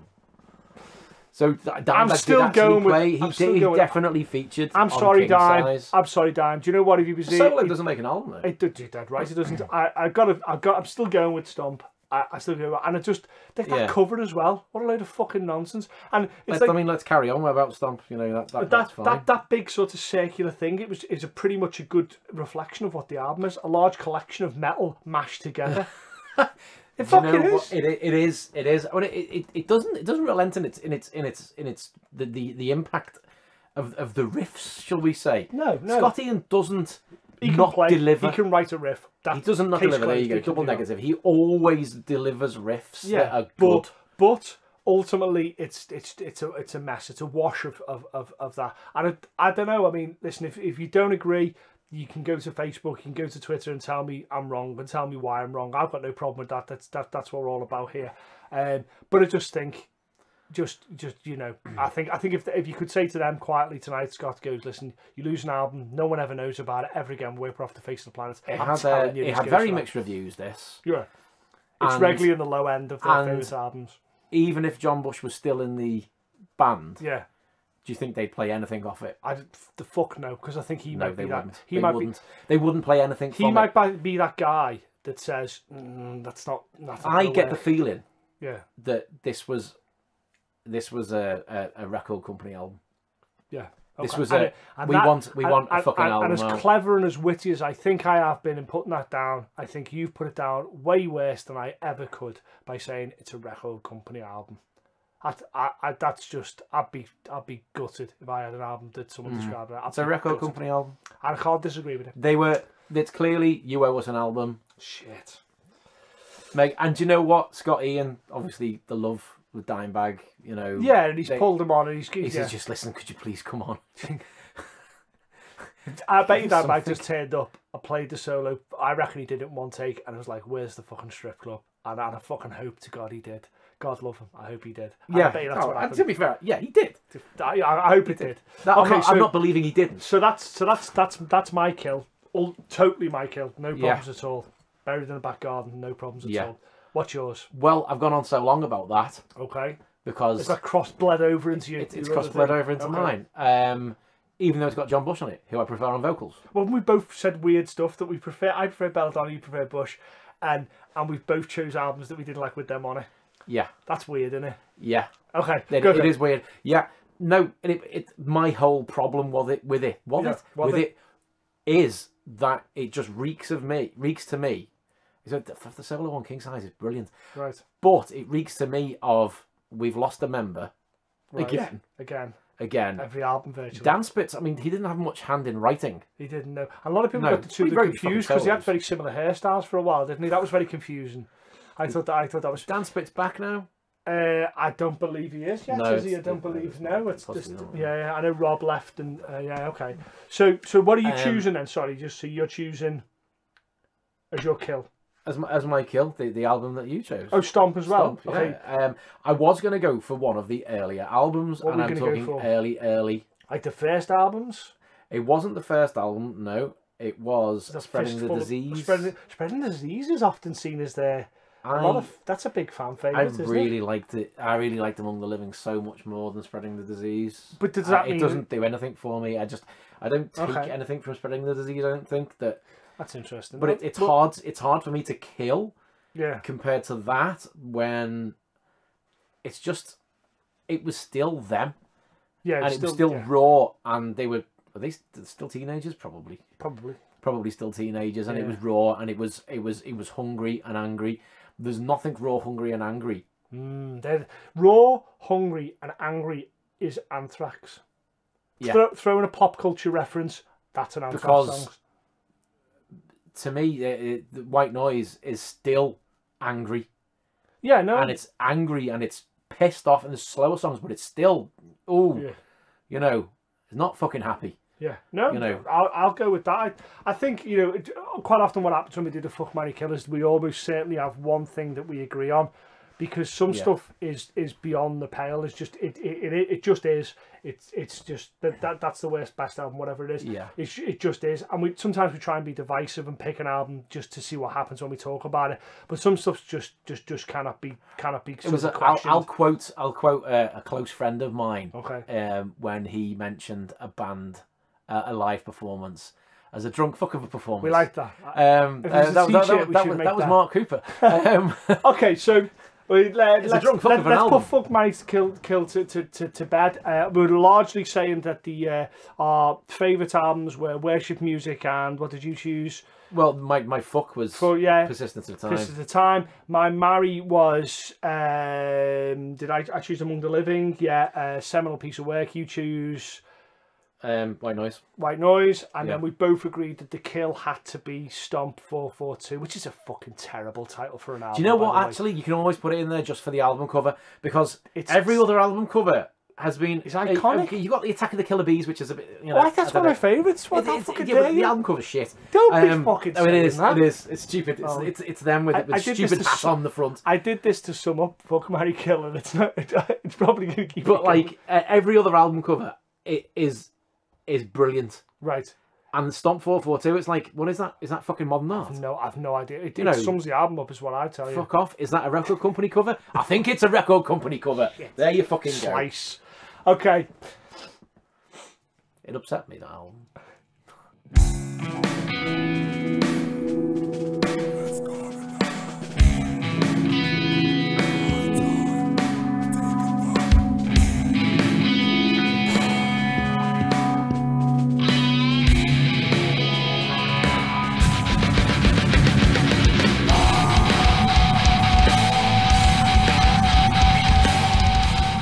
So let's just go back and do some little bit more news. Let's just tidy up what we've got last on our list. I don't know if there's anything else you particularly want to cover on there. Well, I think Metallica's manager. Yeah, Mensch saying that YouTube is evil, and this is an industry-wide problem. Okay, so that plays on YouTube. Okay, so let's keep the argument simple and let's go from there. So the argument is YouTube is evil, and by extension, it is bad for music, bad for bands. Mm-hmm. What do we think? Do we think YouTube, and that's a massive thing to discuss, to be honest with you, but YouTube bad for music? Yes or no? Do you know what? I use YouTube a lot while I'm teaching. Right. And so you can't say it's bad? I can't say it's bad. You can't say it. I agree. Normally at this point, my charge is that I'm meant to disagree with Tim because it makes for interesting listening. But the reality is I want to tell it how I feel, and I agree with Tim. I don't believe it's evil, okay? Mainly because it's immediate and it can't be evil. But I don't believe it's evil. I just believe, much like most things, that people don't understand the scene as bad. People don't quite understand what YouTube's going to develop and become to, and anything looked after incorrectly or unwisely will ultimately turn into something that's damaging. You know, don't look after a car, eventually it's going to probably kill you. You know what I mean? Do look after it and it's going to do very well. You've just got to learn how to utilise the YouTube and any streaming device and anything, I think. Let me give an example of what I think. So Napster comes along and there's a big furor. We have to talk about Napster because it's a close example. No, it is. Now, it's the next response. If we didn't have Napster, would we have streaming as we now see it? Because surely that's on the timeline of Napster. Napster was a file sharing. Eventually, how far are we? Is Netflix just on a file sharing device? I know there's payments, but there's payments involved, and that's the only difference, really. Yeah, but the actual premise of it, that's come from people going, hold on, well, Napster's come along. Yeah. We need to attack this and need to charge some money for it. Let's do this. So we wouldn't have had that, and I think it's important that these things happen. Where some kid's going to come along and sell 1 million records. I watched the documentary a couple of nights ago about 30 Seconds to Mars. The documentary, I think it's called Artifact or something. And he was talking about how a kid's going to come along, sell 1 million records, make £1 billion, because he's going to figure out how to do it. I think we're just figuring it out. And I think YouTube is only evil to people that don't understand it. New artists break on things like YouTube. Yeah, that's where they become famous. The only thing I think he's coming from, the point I think he's coming from, is the devaluation of music. The fact that people will buy a Costa coffee rather than an album. It's very hard to license. Yeah, YouTube, and that's where the fear comes from. If it's properly regulated, and Zappa talks about this, God bless him, about properly regulated. If we'd started this process a long time ago, the record companies wouldn't have been in the situation they're in now. But the record companies back then were run by people who didn't understand. Dinosaurs. They were run by dinosaurs. And that's why it's like, I don't think it's evil. I think Metallica have probably benefited from YouTube rather than hindered their career. They've broadcast live on YouTube. Yeah, that fucking show they did in Antarctica, one of the Arctic regions, trapped under ice thing. Yeah. They broadcast that live on YouTube. How can they turn around and say, well, actually, it's evil? Do you know what? They've used it to their advantage. If Mensch is still their manager, I'm not sure. He might have been the former manager, so I don't know how much it would be hypocritical of him to say that. But I'm thinking, it's not evil. It's just not yet been regulated. Not yet sort of got its act together, and record companies haven't learned to get hold of it properly. That's not it. It's a multi-million pound revenue system. YouTube, multi-million pound revenue. We haven't it's owned by Google. Yeah, We haven't seen it. We haven't seen a situation yet. I mean, this is a huge topic that we're only scratching the surface of, but we haven't seen it yet. Where the situation where an artist actively makes money from basically social networks and things like that. We haven't seen that yet. The tipping point will happen when that eventually starts to, if it does, starts to happen is when artists get plays on Spotify and actually get genuine money for it. The problem we've got at the right now, and this is a big thing to talk about, but the problem we've got right now is that there's no value inherent value to a person's music, and that's a real problem. I think that's a real problem that now we're struggling with. And when he says YouTube is evil, he probably doesn't mean that. He probably just means that the construct that exists now for releasing music to the public and the availability is somewhat skewed, has issues that we need to figure out in order to move forward. Right now, we're recording this. I can put this on YouTube and people can hear it. Now, this is a free service. I don't expect any money for it. This isn't monetized in any way. It's freedom of speech. We can say that we don't like a particular album. It's not mitigated or really controlled by anybody. I can swear. I can say whatever I feel. Yeah. Surely that's a very, very good thing. That's not a bad thing. Or is it one of the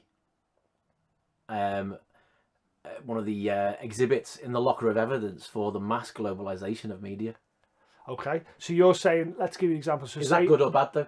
Oh, but I don't know. So is that good or bad? A kid wants to listen to an album that he can't buy in the shop. He'll have to find on eBay, or he'll have to hunt the record down, or it's been deleted. It's deleted, and he can't find it anymore, and he wants to hear that album, and he can't. And if he downloads it illegally, is that bad then? Should he never hear that music? Or exactly. What we do now, or one of us could go and record an acoustic song. Yeah.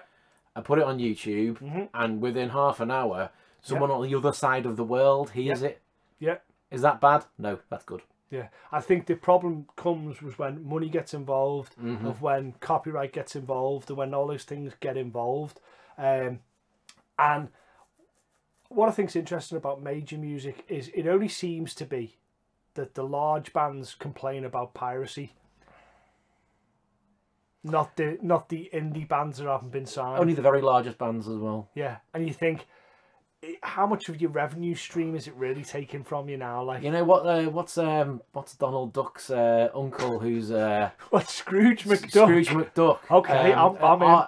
I genuinely think you know my love for Metallica. Okay. You know my love for Listen, I've seen them 11 times live. I have profound love for them, no problem right. at all. They are the Scrooge McDuck of metal at times. Do you think that Lars Ulrich, the reason, and I don't want to read too much into what you said, but are you saying that the reason Lars Ulrich no longer has hair along the front part of his head is because he regularly dives into large amounts of money in a massive vault with what a little waistcoat on, nothing else on because they don't have any pants, the McDucks, with a hat on, and swims about in it?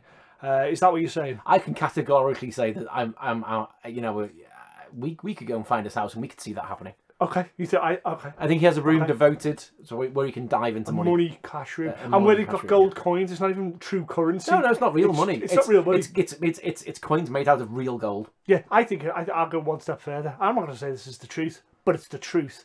I think that his manager is set up a load of those fake gold chocolate coins that you have, you know, when you buy at Christmas, you have, and he's just filled a fucking massive aircraft hangar with them. Yeah, and he just, whenever Lars Ulrich kicks off, he goes, "It's all right, go and fucking swim in your money," and he just fucking jumps in, and he's no idea. He's like a fucking babbling child. Yeah, that scene in The Big Bang Theory where Sheldon goes "Bazinga" and jumps into the ball pool. There you go, Lars in a pool of gold coins. Wow, I think we've done enough in that sentence. I reckon Metallica, because they sued that band, didn't they, for playing Metallica songs. I think right now there's a like flying monkeys ready to descend on this podcast. Is already been Metallica's lawyers have heard this and they've gone descend and will be sued tomorrow. So this will be the last broadcast. Well, yeah, I'm very pleased. Do you know what? And also $300 million. I have Kirk's plectrum on my wall that I call to the Milton Keynes Bowl. Okay. And I reckon they want that back. I reckon they want that back. That's amazing. I reckon they want it back. Do you know, Metallica serve writs to people, collectors of plectrums. Also, people with set lists are particularly profoundly worried by this statement. It's just, fucking hell. We make it out to be truly evil. And I don't know. look, he's got a lot of fabulous art, and I saw him quaffing champagne on the video, and it's hard to think he's my hero now. I just think I kind of think he uses champagne like an Optrex thing and bathes his eyes with it. Sometimes the guy's a millionaire. He's a millionaire, and he's got more multi-millionaire. He must be and they're the people who become massively precious over pennies. Yeah, and it's not just pennies. YouTube's not just pennies, but Metallica did that thing where you can download their live gig. Like they record all their live gigs. Yep. And then like a week later, you can listen to them playing fucking San Francisco, and you can listen to it. And you can download it. It's like $9.99 or $9 or whatever to do that. Fuck, that wouldn't have existed if Napster wasn't about. That's a reaction to Napster, and that's a great thing. I think it's a great service. You go to see him at Milton Keynes Bowl, you can download that gig, and it's a nice souvenir and memento. So the message is, and you're usually the one to do this. Okay, fucking adapt. It is adapt or die, evolve for fuck's sake. Do you know what I mean? It's you know, and there's no reason that you can evolve. People think means that you move on and everything else previously dies. It doesn't. No. Right, when they invented the car, it pretty much saved the lives of horses. Yep. Because people moved to them. You know, the vinyl survived because it was a medium that people wanted to survive through DJs, more or less. Mm-hmm. That's, you know, I think we heard somewhere that we're selling more vinyl records than we've ever sold ever, or something stupid like that. Just remember how many hipsters there are. Yeah, you can never underestimate that. No, the power of the hipster. No. Is that's still alive? CD, you know, CD is still alive. Bands still bring out things on cassettes. It's a little bit niche, a little bit clever, but they still bring out stuff on cassettes. Did recently am I right in saying that the physical sales exceeded download sales? Well, I don't know about that. I'm gonna have to research. The scary thing I read was that all the old music is now selling out the new music. I don't know, old, new, however you ever want to interpret that, but it's outselling one over the other, and that's an interesting thing. Like, I mean, listen, we took this quite. I mean, I told you it was going to be a big topic. I knew it'd be a big topic, but we had to cover it because I think YouTube is evil is such a fucking throwaway comment. You can't say that. You just can't say that without some kind of meaning behind it. Like I think we painted Metallica enough for bad light that we'll get sued for $300 million, and this broadcast will be the last one we ever do. The next one broadcast will be from San Quentin, which, funnily enough, the Metallica will play. So we can do that. I think we'll probably go to prison. You can still record podcasts in prison, right? That's done. There'll be a hell of an echo though, won't you, in prison cell? Has anyone seen the film Airheads? Oh yeah, sorry, yeah. Is that what we do? We can get a concert going. Okay, yeah. Let me hear, Scott. Okay, let me see what else we got there. What we can do. Oh well, actually, this leads on to another point. Another thing. We had Record Store Day a couple of weeks ago. I say now, a couple of days ago. And Metallica were a big exponents of. They played a record shop in somewhere like a teeny pokey record shop, and they played a gig there. Like they played a little set there, which I thought was pretty cool. They released like vinyl as well, and it just goes to show that, you know, a previous sort of a media for music can still exist. It doesn't throw the other one out. It's just, you know, surely it's nice to say, listen, if you want our album, you can buy it on a list of things, and then the person goes, okay, well, I'd like to buy it on that then, please, thank you very much. I'd like to buy it on holographic fucking whatever. Or Amazon have got it right, because you buy their CD, you get a download straight away. Yeah, I think they kind of have to, yeah. Because the only thing that can put me off on iTunes is I don't get a physical copy, but I want that album now. Because I can't go to HMV anymore and buy the specific albums that I want. Metal is one of those particular mediums in music, or particular genres in music, where people always talk about, it's all about the artwork. Like with the digital download, you don't have a physical copy. And people are pissed off about that. Metal albums, there are exceptions. There's some pop albums out there and things like that. But metal, I think, definitely has the crown for albums that have superb artwork, superb, iconic artwork. Now, there's iconic artwork for everybody, Queen, Bowie, all them. But metal is, you know, think of some of the classic metal albums, and you think of the Gatefolds, and you think of some of the really classic stuff that metal's done. I think metal fans, above most fans, love that sort of having the album within your hands. I think they love it more than anything else. I think there's far more records that have been signed by artists that are metal albums than any of them. I know we can never prove that right or wrong, which is probably why I'm saying it. But I think metal has that thing where the people want an actual copy of the album. I think that just is. I think it harks back to that one kid going into his bedroom and listening to music, which is a brilliant thing. Okay, so the other thing we're trying to tie up a lot of the news things. Some of them are from a while back, some of them from quite recently. But Kurt's last I do that thing where you do that in an last guitar. That's what a twat. I'm never going to do that. I hate that people do that. His last. You can guitar, do it ironically. Oh god, no, that makes me a hipster. I think probably we've already bashed the hipsters enough for this. Kurt's last guitar for auction. Now, I don't know how we feel about the auctioning off of instruments, valuation of instruments, and what ultimately happens to put it up to that instrument. Yeah. I fucking have no idea. Like someone was, I don't think it was just like his daughter or the estate of Kurt Cobain. I'm pretty sure it wasn't. But how do we feel about instruments put up for auction? And I'll tell you where I'm going with this now. So surely, people can buy and sell whatever the fuck they want, and there's classic cars and or what have you. My issue is this: what ultimately happens with said instrument? Let's take, for example, that guy that found John Lennon's acoustic guitar. There's two of them. George Harrison one, and John Lennon had one. Yeah. And they ended up selling it for fucking ridiculous, man. It's like one of the most expensive instruments. And the guy was like, I'm going to keep it in my studio, and occasionally on records, I'm going to bring it out and play for people who come to my studio who want to listen. And I thought to myself, do you know what? I'm pretty sure John would have wanted that. Now, you get the other people who That's an exception. Yeah, I think it's a big exception. But I think there's a lot of people who hermetically seal that guitar in a fucking box and put it on a plinth so we can see it. It'll be Planet Hollywooded. It'll be Hard Rock Cafe'd. Now, hold on. It's a fine line. When I go to Planet Hollywood, I don't because Planet Hollywood. When I go to Hard Rock, I do take pictures of those things. So I am a hypocrite if I don't say that I don't enjoy that. But what I understand is that these are instruments that are either not being used anymore, no intention of being used. Some of them are broken, and that type of thing. It always, a part of me dies a little bit when I see an instrument go for fucking $22,000, and you think no one's really ever going to play that, are they? It's my understanding a lot of stuff in the hard rock is replicas anyway, to be honest with you, or not the iconic instruments. Do we keep iconic instruments in a box, or do we play them? So that's what it comes down to. What it comes down to, okay, well then, if it can be played, it should be played.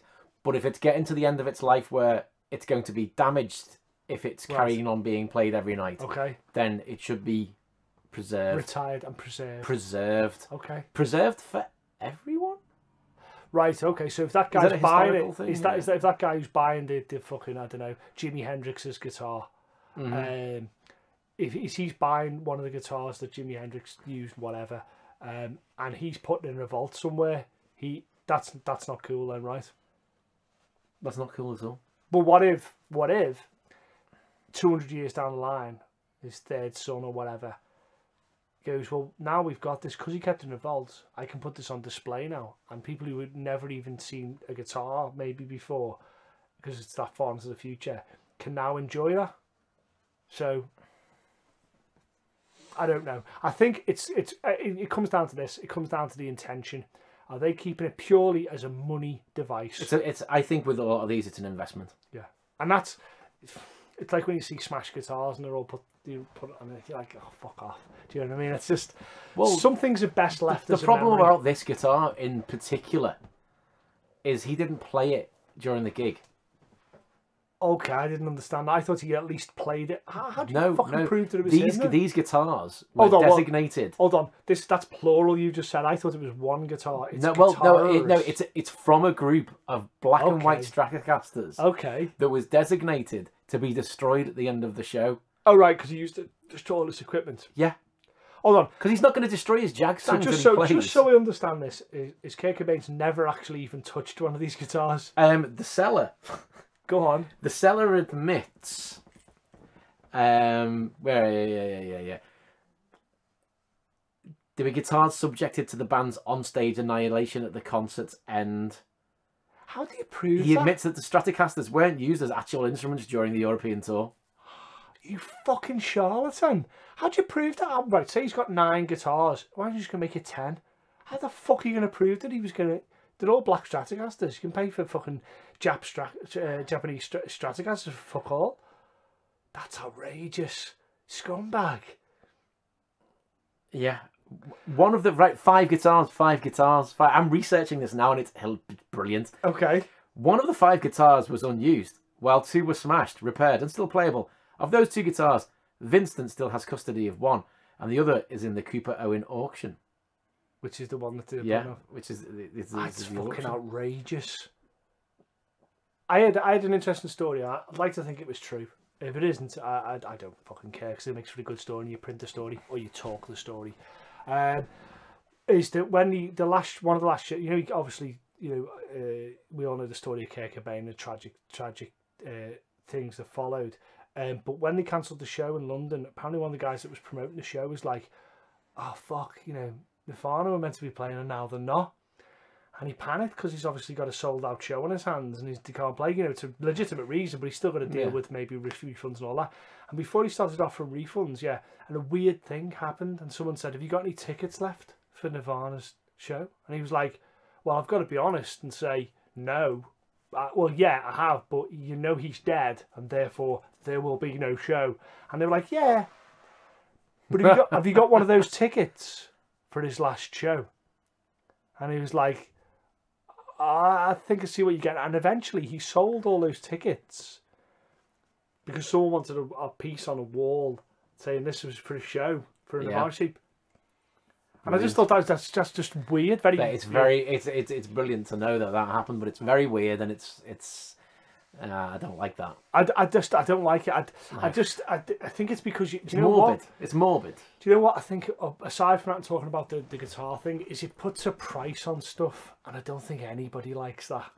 I don't think anybody likes it when it's like, oh, so and so's guitars come up for auction. How much did it go for? £234,000, and you're like, so that's what it's worth, then, is it? I just think if Brian May's the Red Special, Red Special went up for... I was talking about this last night. Just a little sidebar. Imagine, I don't know how this happened, but I'd like to think this is how it happened. Brian May turns up and he's like, "Dad, I need a guitar." And he goes, "Don't be fucking buying one. I've got a mantelpiece there and a couple of knitting needles. I'm going to put together and make you a guitar that in the future will be priceless." He must have looked at his dad and gone, "Is this hair in the way? What the fuck are you talking about?" All he wanted was a Fender Stratocaster as well. No, that is all he wanted. That is all he wanted. But you know what? Between them, they designed some fantastically advanced pickup system. Yeah. And I'd say a little by accident as well. I mean, I know he's an astrophysicist, so he's like, and his dad was electric. He was a bit of a genius as well, like yeah. But I just loved the fact that it was like made out of a bit of mantelpiece and a knitting needle. You cheeky bastard! And now that's a that neck's oak, isn't it? And it's painted black. It's painted, but it's not painted black. Yeah. It's not an ebony fretboard. Our Guitar Luther friends out there, I think we can all admit it's like one of the worst constructed items on paper ever. If you saw those ingredients and you were like, "You're doing what with the bodies from a what? You're doing what with the anyone else had made it and played it, it'd be a piece of shit." It would be a piece of, but somehow he turns out and you get fucking Dragon Attack. You cheeky bastard! You cheeky bastard! Ogre Battle. Yeah, it's like it's like Eddie Van Halen. He puts together like his good. We talk about guitars, which is inevitable talking about the last guitar. But you get Eddie Van Halen. He's like, you know, the iconic guitar, the striped guitar that he had. You know, when you look at it close, it's a piece of shit. It's a piece of shit. It's just all over the fucking shop. The neck's mangled. It's a fucking nightmare, but it works. It's like fucking, we were talking recently about Steve Vai, when he took the first like Strat he had and started carving bits out by the back so he could do high pull-ups. So he could do high pull-ups, yeah. And you just think, you know, and these are the instruments that are going to be eventually become priceless, like, yeah. But I think it's just funny, that little sidebar there, to take that and just go, that amazing moment when he's like, you know, "I made Al." It's like that embarrassing thing when you have with your parents where it goes, "Don't buy one, I'll make you one." and you're like, "Oh shit." don't buy your school uniform. I'll make you one. Don't Right. cut your own hair. No, right. Yeah. Okay. I'll cut it for No, you. right. Okay. And I say this from my wife's experience. Okay. No, we won't go and get McDonald's. It's the Eddie Murphy thing. We'll make it at home. Yeah. It's almost like a threat. I'll make you at home. As if to say, don't fucking ever ask for that shit again, because I'll embarrass you so much that you'll never want it again. Don't cut your own hair. This happened to her, and all their friends were made to eat homemade McDonald's. Shit. It's the Eddie Murphy thing, isn't it? Like, It is, really, like it a is. real McDonald's. So yeah, guitars for auction. I'm not happy. We're not happy. But you know, I fucking don't know. It just takes the value from it. If it's for charity, I'm cool. Yeah, it's a means to an end. Yeah, if it's charity, I'm cool. If Clapton wants to throw his I guitar heard a beautiful story. tour, Just before we go to Namethatstool, and we're running really long on this one, by the way. Really long. We've gone, so you're getting a lot because there's been a bit of a gap. So you're getting a lot to talk about. The beautiful story, and I know this to be true, is that when Dimebag passed, when they were talking about things to go into the coffin and stuff, apparently Eddie Van Halen got in touch because they had like not a wake, if you that's probably not the right word, but they got everybody together and like fans and stuff and paid the respect. They had like a cutout of Dime and everybody paid the respects to probably the greatest metal guitar player certainly of my generation. Yep. And Eddie Van Halen was asked, you know, we would like to thank, because obviously Dan McDowell, huge fan of Van Halen, huge, but they used to say Van Halen to each other, him and Vinny, before they'd go on. It was their code word for let's go. And Ed Van Halen turns up, Eddie turns up, and he's got the guitar from the back of Van Halen 2, that's the black and yellow striped one. And he says, you can bury it with Dimebag. And Dimebag's buried with that guitar.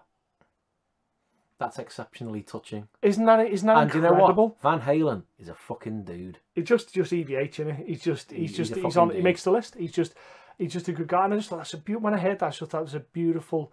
What a beautiful story. Like, and that's what guitars should be. Guitars are beautiful things. Any rock instruments are beautiful. You know what I mean? And even when Hendrix sets fire to his, he does it because he loves it.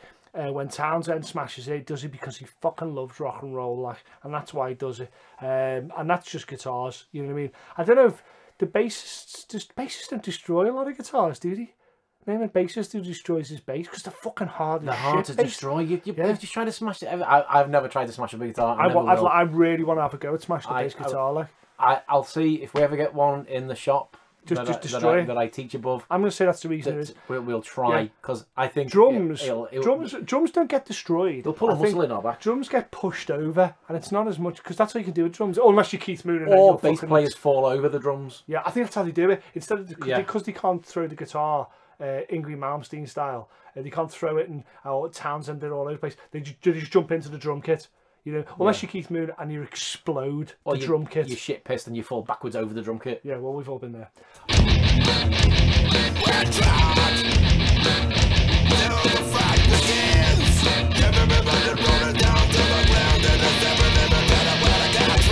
Okay, so let's do. We'll go to Namethatstool. I don't know how this is going to work. How did you prepare any more interesting ones for me?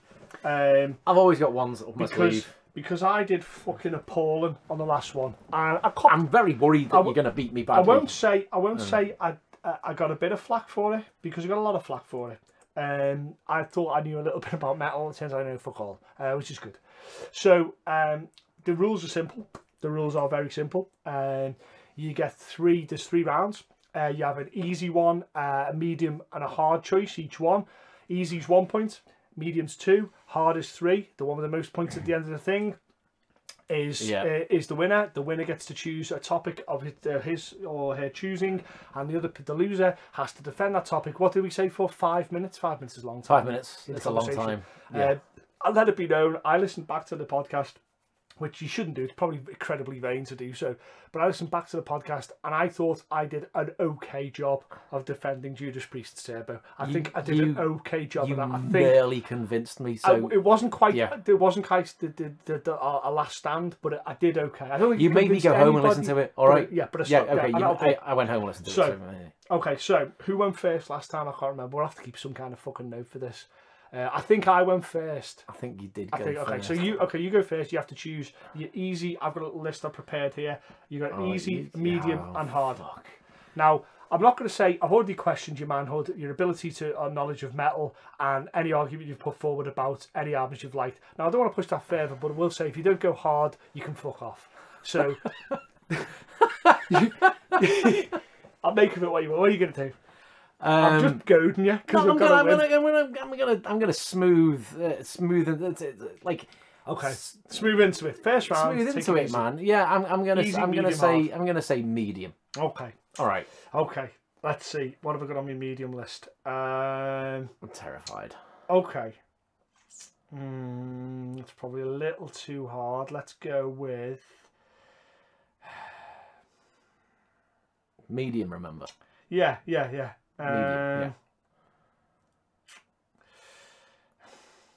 The thought I'm going into. Okay.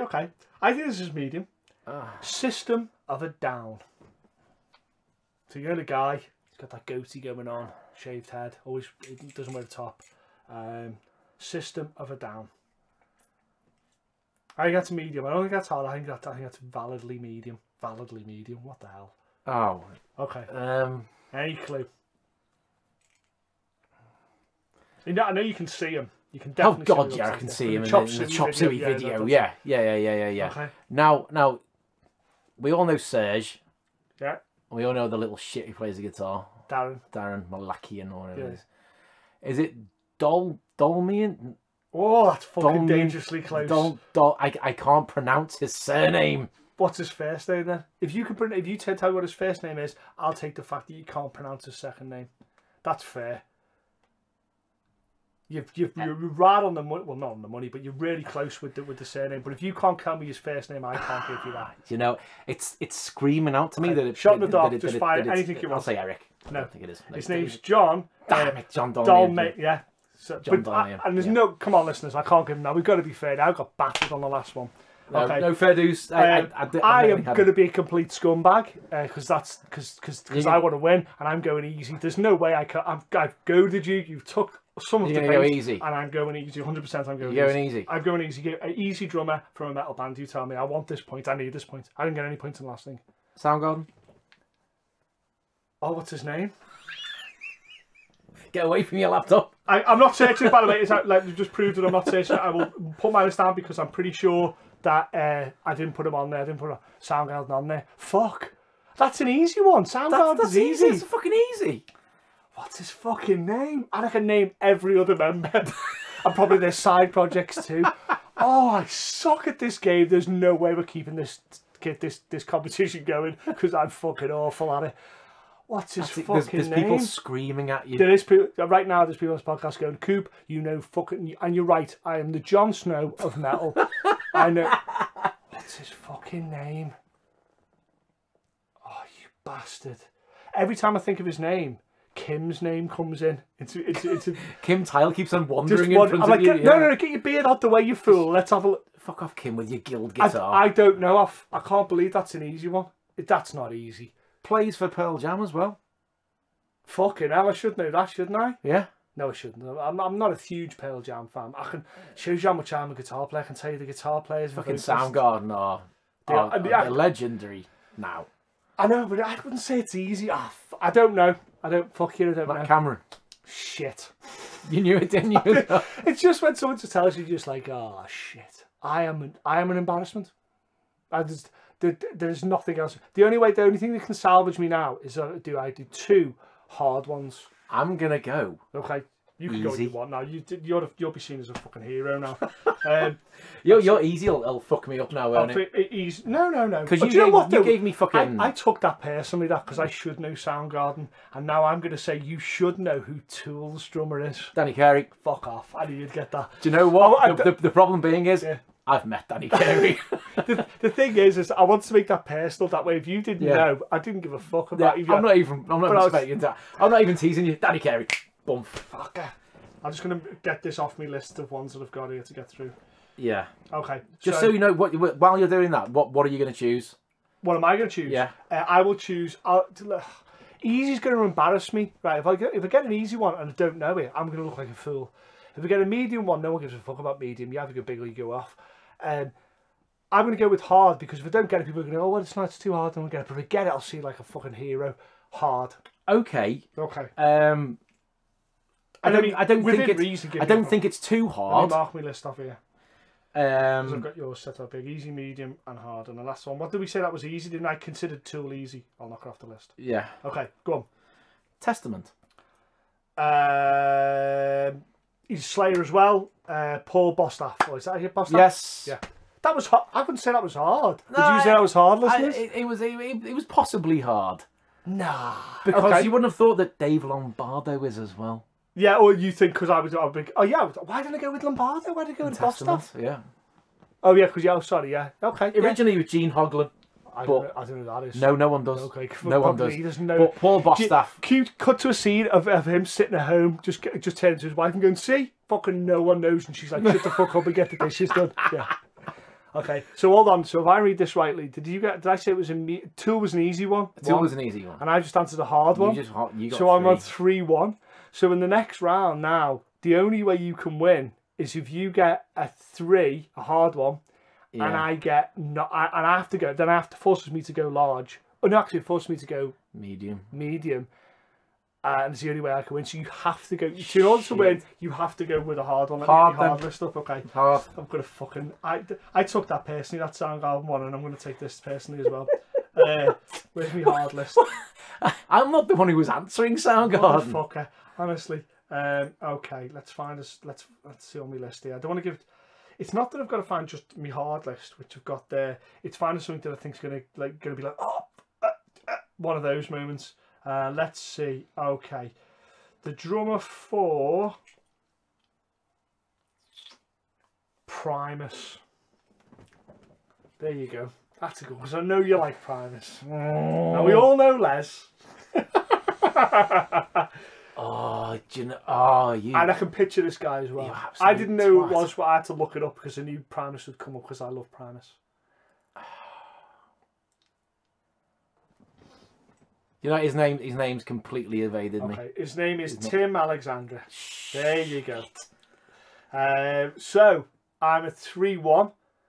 So I could do whatever the fuck I want. You can do whatever you want. Yeah, I mean, I'm still saying hard. You're still saying hard. I'm going to look like a fucking hero now. I'll give you a proper fucking hard question now. Let's fucking hear it. Right, okay, let me knock him off the list. Okay, because this is going to go on. If this continues to be a thing, I don't want to repeat myself because you might come the next week and go to me, who's the drummer of Primus? And I don't say no shit because I'm dishonest and I want to win. And I say Tim Alexander and you go, oh. So I'm going to knock him off the list. Okay. Okay, so hard pair people. Go on. A hard. Hard, yeah. Yeah, you sure? I'm 100%. I've already won. I've got nothing to lose. Kept cover myself in glory, aren't I? If I get this right. And make up for the fact that I did not know about Cameron being drummer for Soundgarden. Idiot. Carcass. Oh shit. You should know Carcass because they're. Oh well, someone would say they're a local band. I'd say they're a local band. Shit.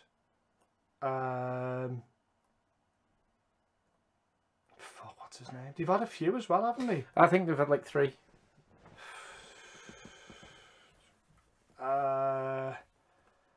You know, their original drummer looks like an accountant. Let me just get through. I don't want to look at the inside. I don't want any hints. Oh shit. Is this just glory? By the way, is this just glory? It's gloating. Do you know what I've done? Do you know what I've done? Inadvertently here, I've hoisted my own petard or whatever the fuck it's called. I've set myself to cover myself with glory, but I don't know, and I should know because it's a local band. It's very local. And I should know, and I'm very sorry. But couple of miles down the road. If I had to be fair, in my defence, because I don't know, in my defence, I don't know how many people know that now. If you're off in the northwest of England, and do you all know who that person is? Am I just an idiot? If I am, that's okay. Put it on Twitter and make sure you say on Facebook. But I don't know who it is. Everyone always knows Jeff Walker from Carcass, don't they? Everyone knows Jeff. Everyone knows Jeff. I can't even picture him. That's why I know I don't know. That's why it was a hard one. Yeah, that's why I know I don't know. Yeah, Ken Owen.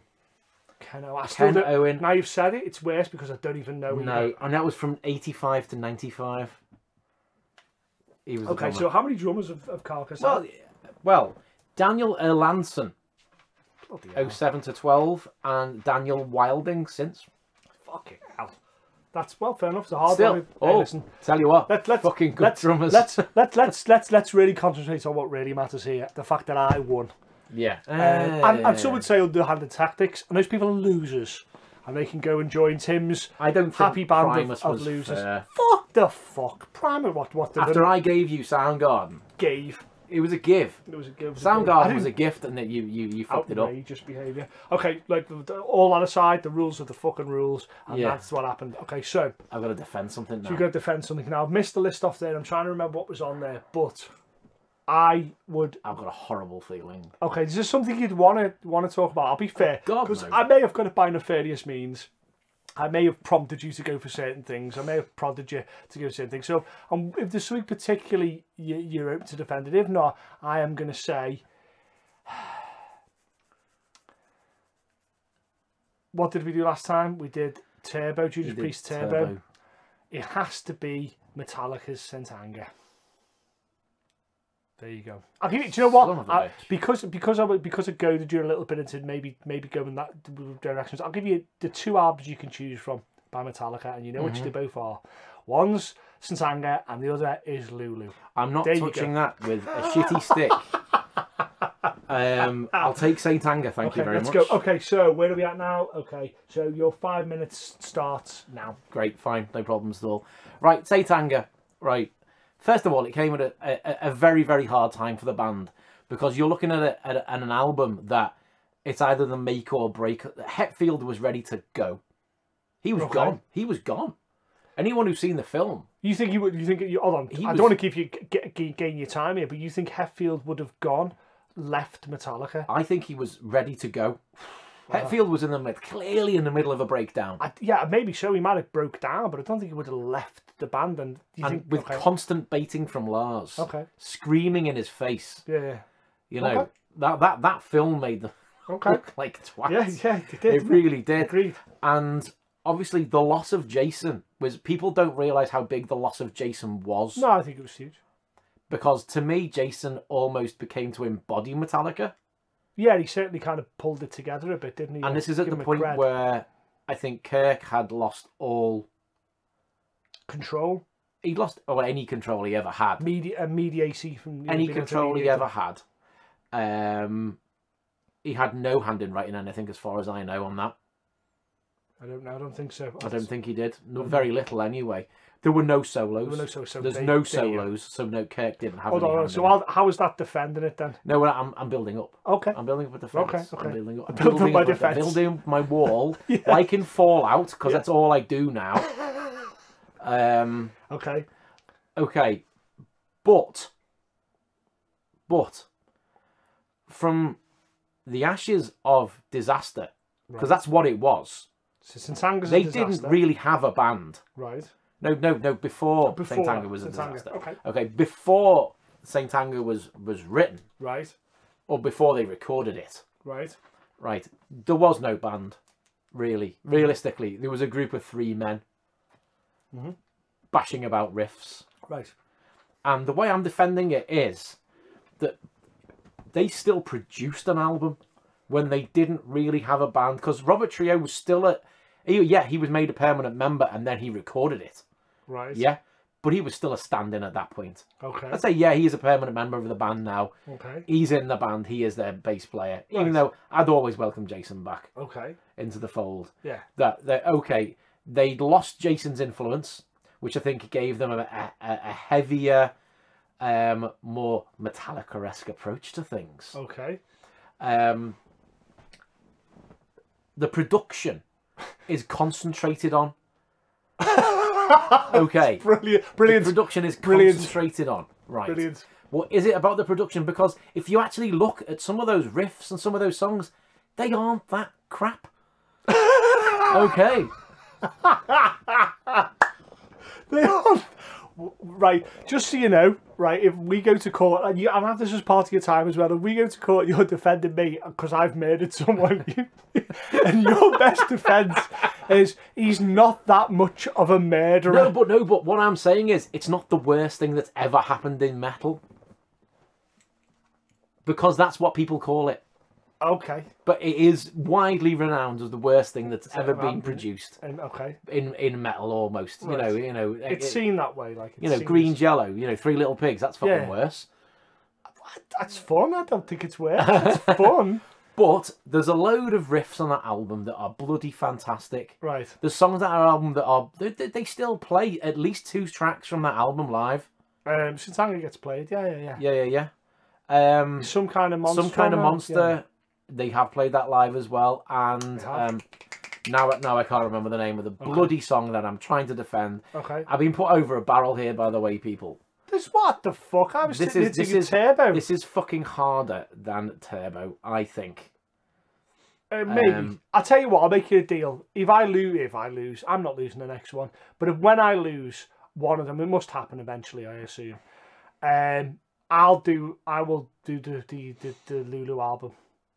Really? I fuck you. I can't defend it. I'll find a way to defend it, but I will defend it. Good luck with that. Okay. They play Frantic live. Frantic, get that Frantic. Yeah, okay. Yeah, they play Frantic there. And now, where he actually has guitar solos now live. What does he put him in on those songs? Yeah, I've not seen that. He has. He does put guitar solos in on them live. And Some Kind of Monster, I don't think that's a bad song at all. I think Some Kind of Monster is actually a great song. Okay. It was a good single, and I will still wear the T-shirt. I'm gonna have 5 minutes. And one thing, why it isn't shit. Okay. This is a completely personal point of view. Let's hear it. I went to see Metallica at Leeds Festival. Okay. As that album came out. Yes. Okay. Right. For one day, I went for Metallica and System of a Down. Yeah. Okay. Fucking doll me in. I'll tell you why I'm buying what you're saying. I'll tell you why I think you have successfully defended it, and that pains me because you've lost, but somehow you've won. Is that somehow you've managed to avoid in it what can only be described as a minefield of shit.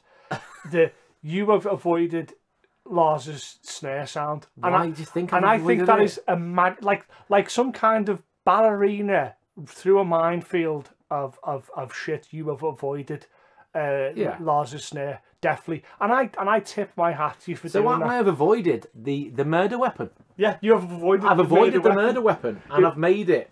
People don't think about it. They weren't thinking about it then for a little bit. Yeah. But the reason why I don't hate that album. Yeah. Because after seeing them at Leeds Festival, yes, I was walking out of Leeds Festival and there was someone selling T-shirts. Okay. And I went up. Yeah. And I offered him money for a T-shirt. Yes. For a Metallica T-shirt, a Saint Anger T-shirt. Yes. And I gave him £10. Yes.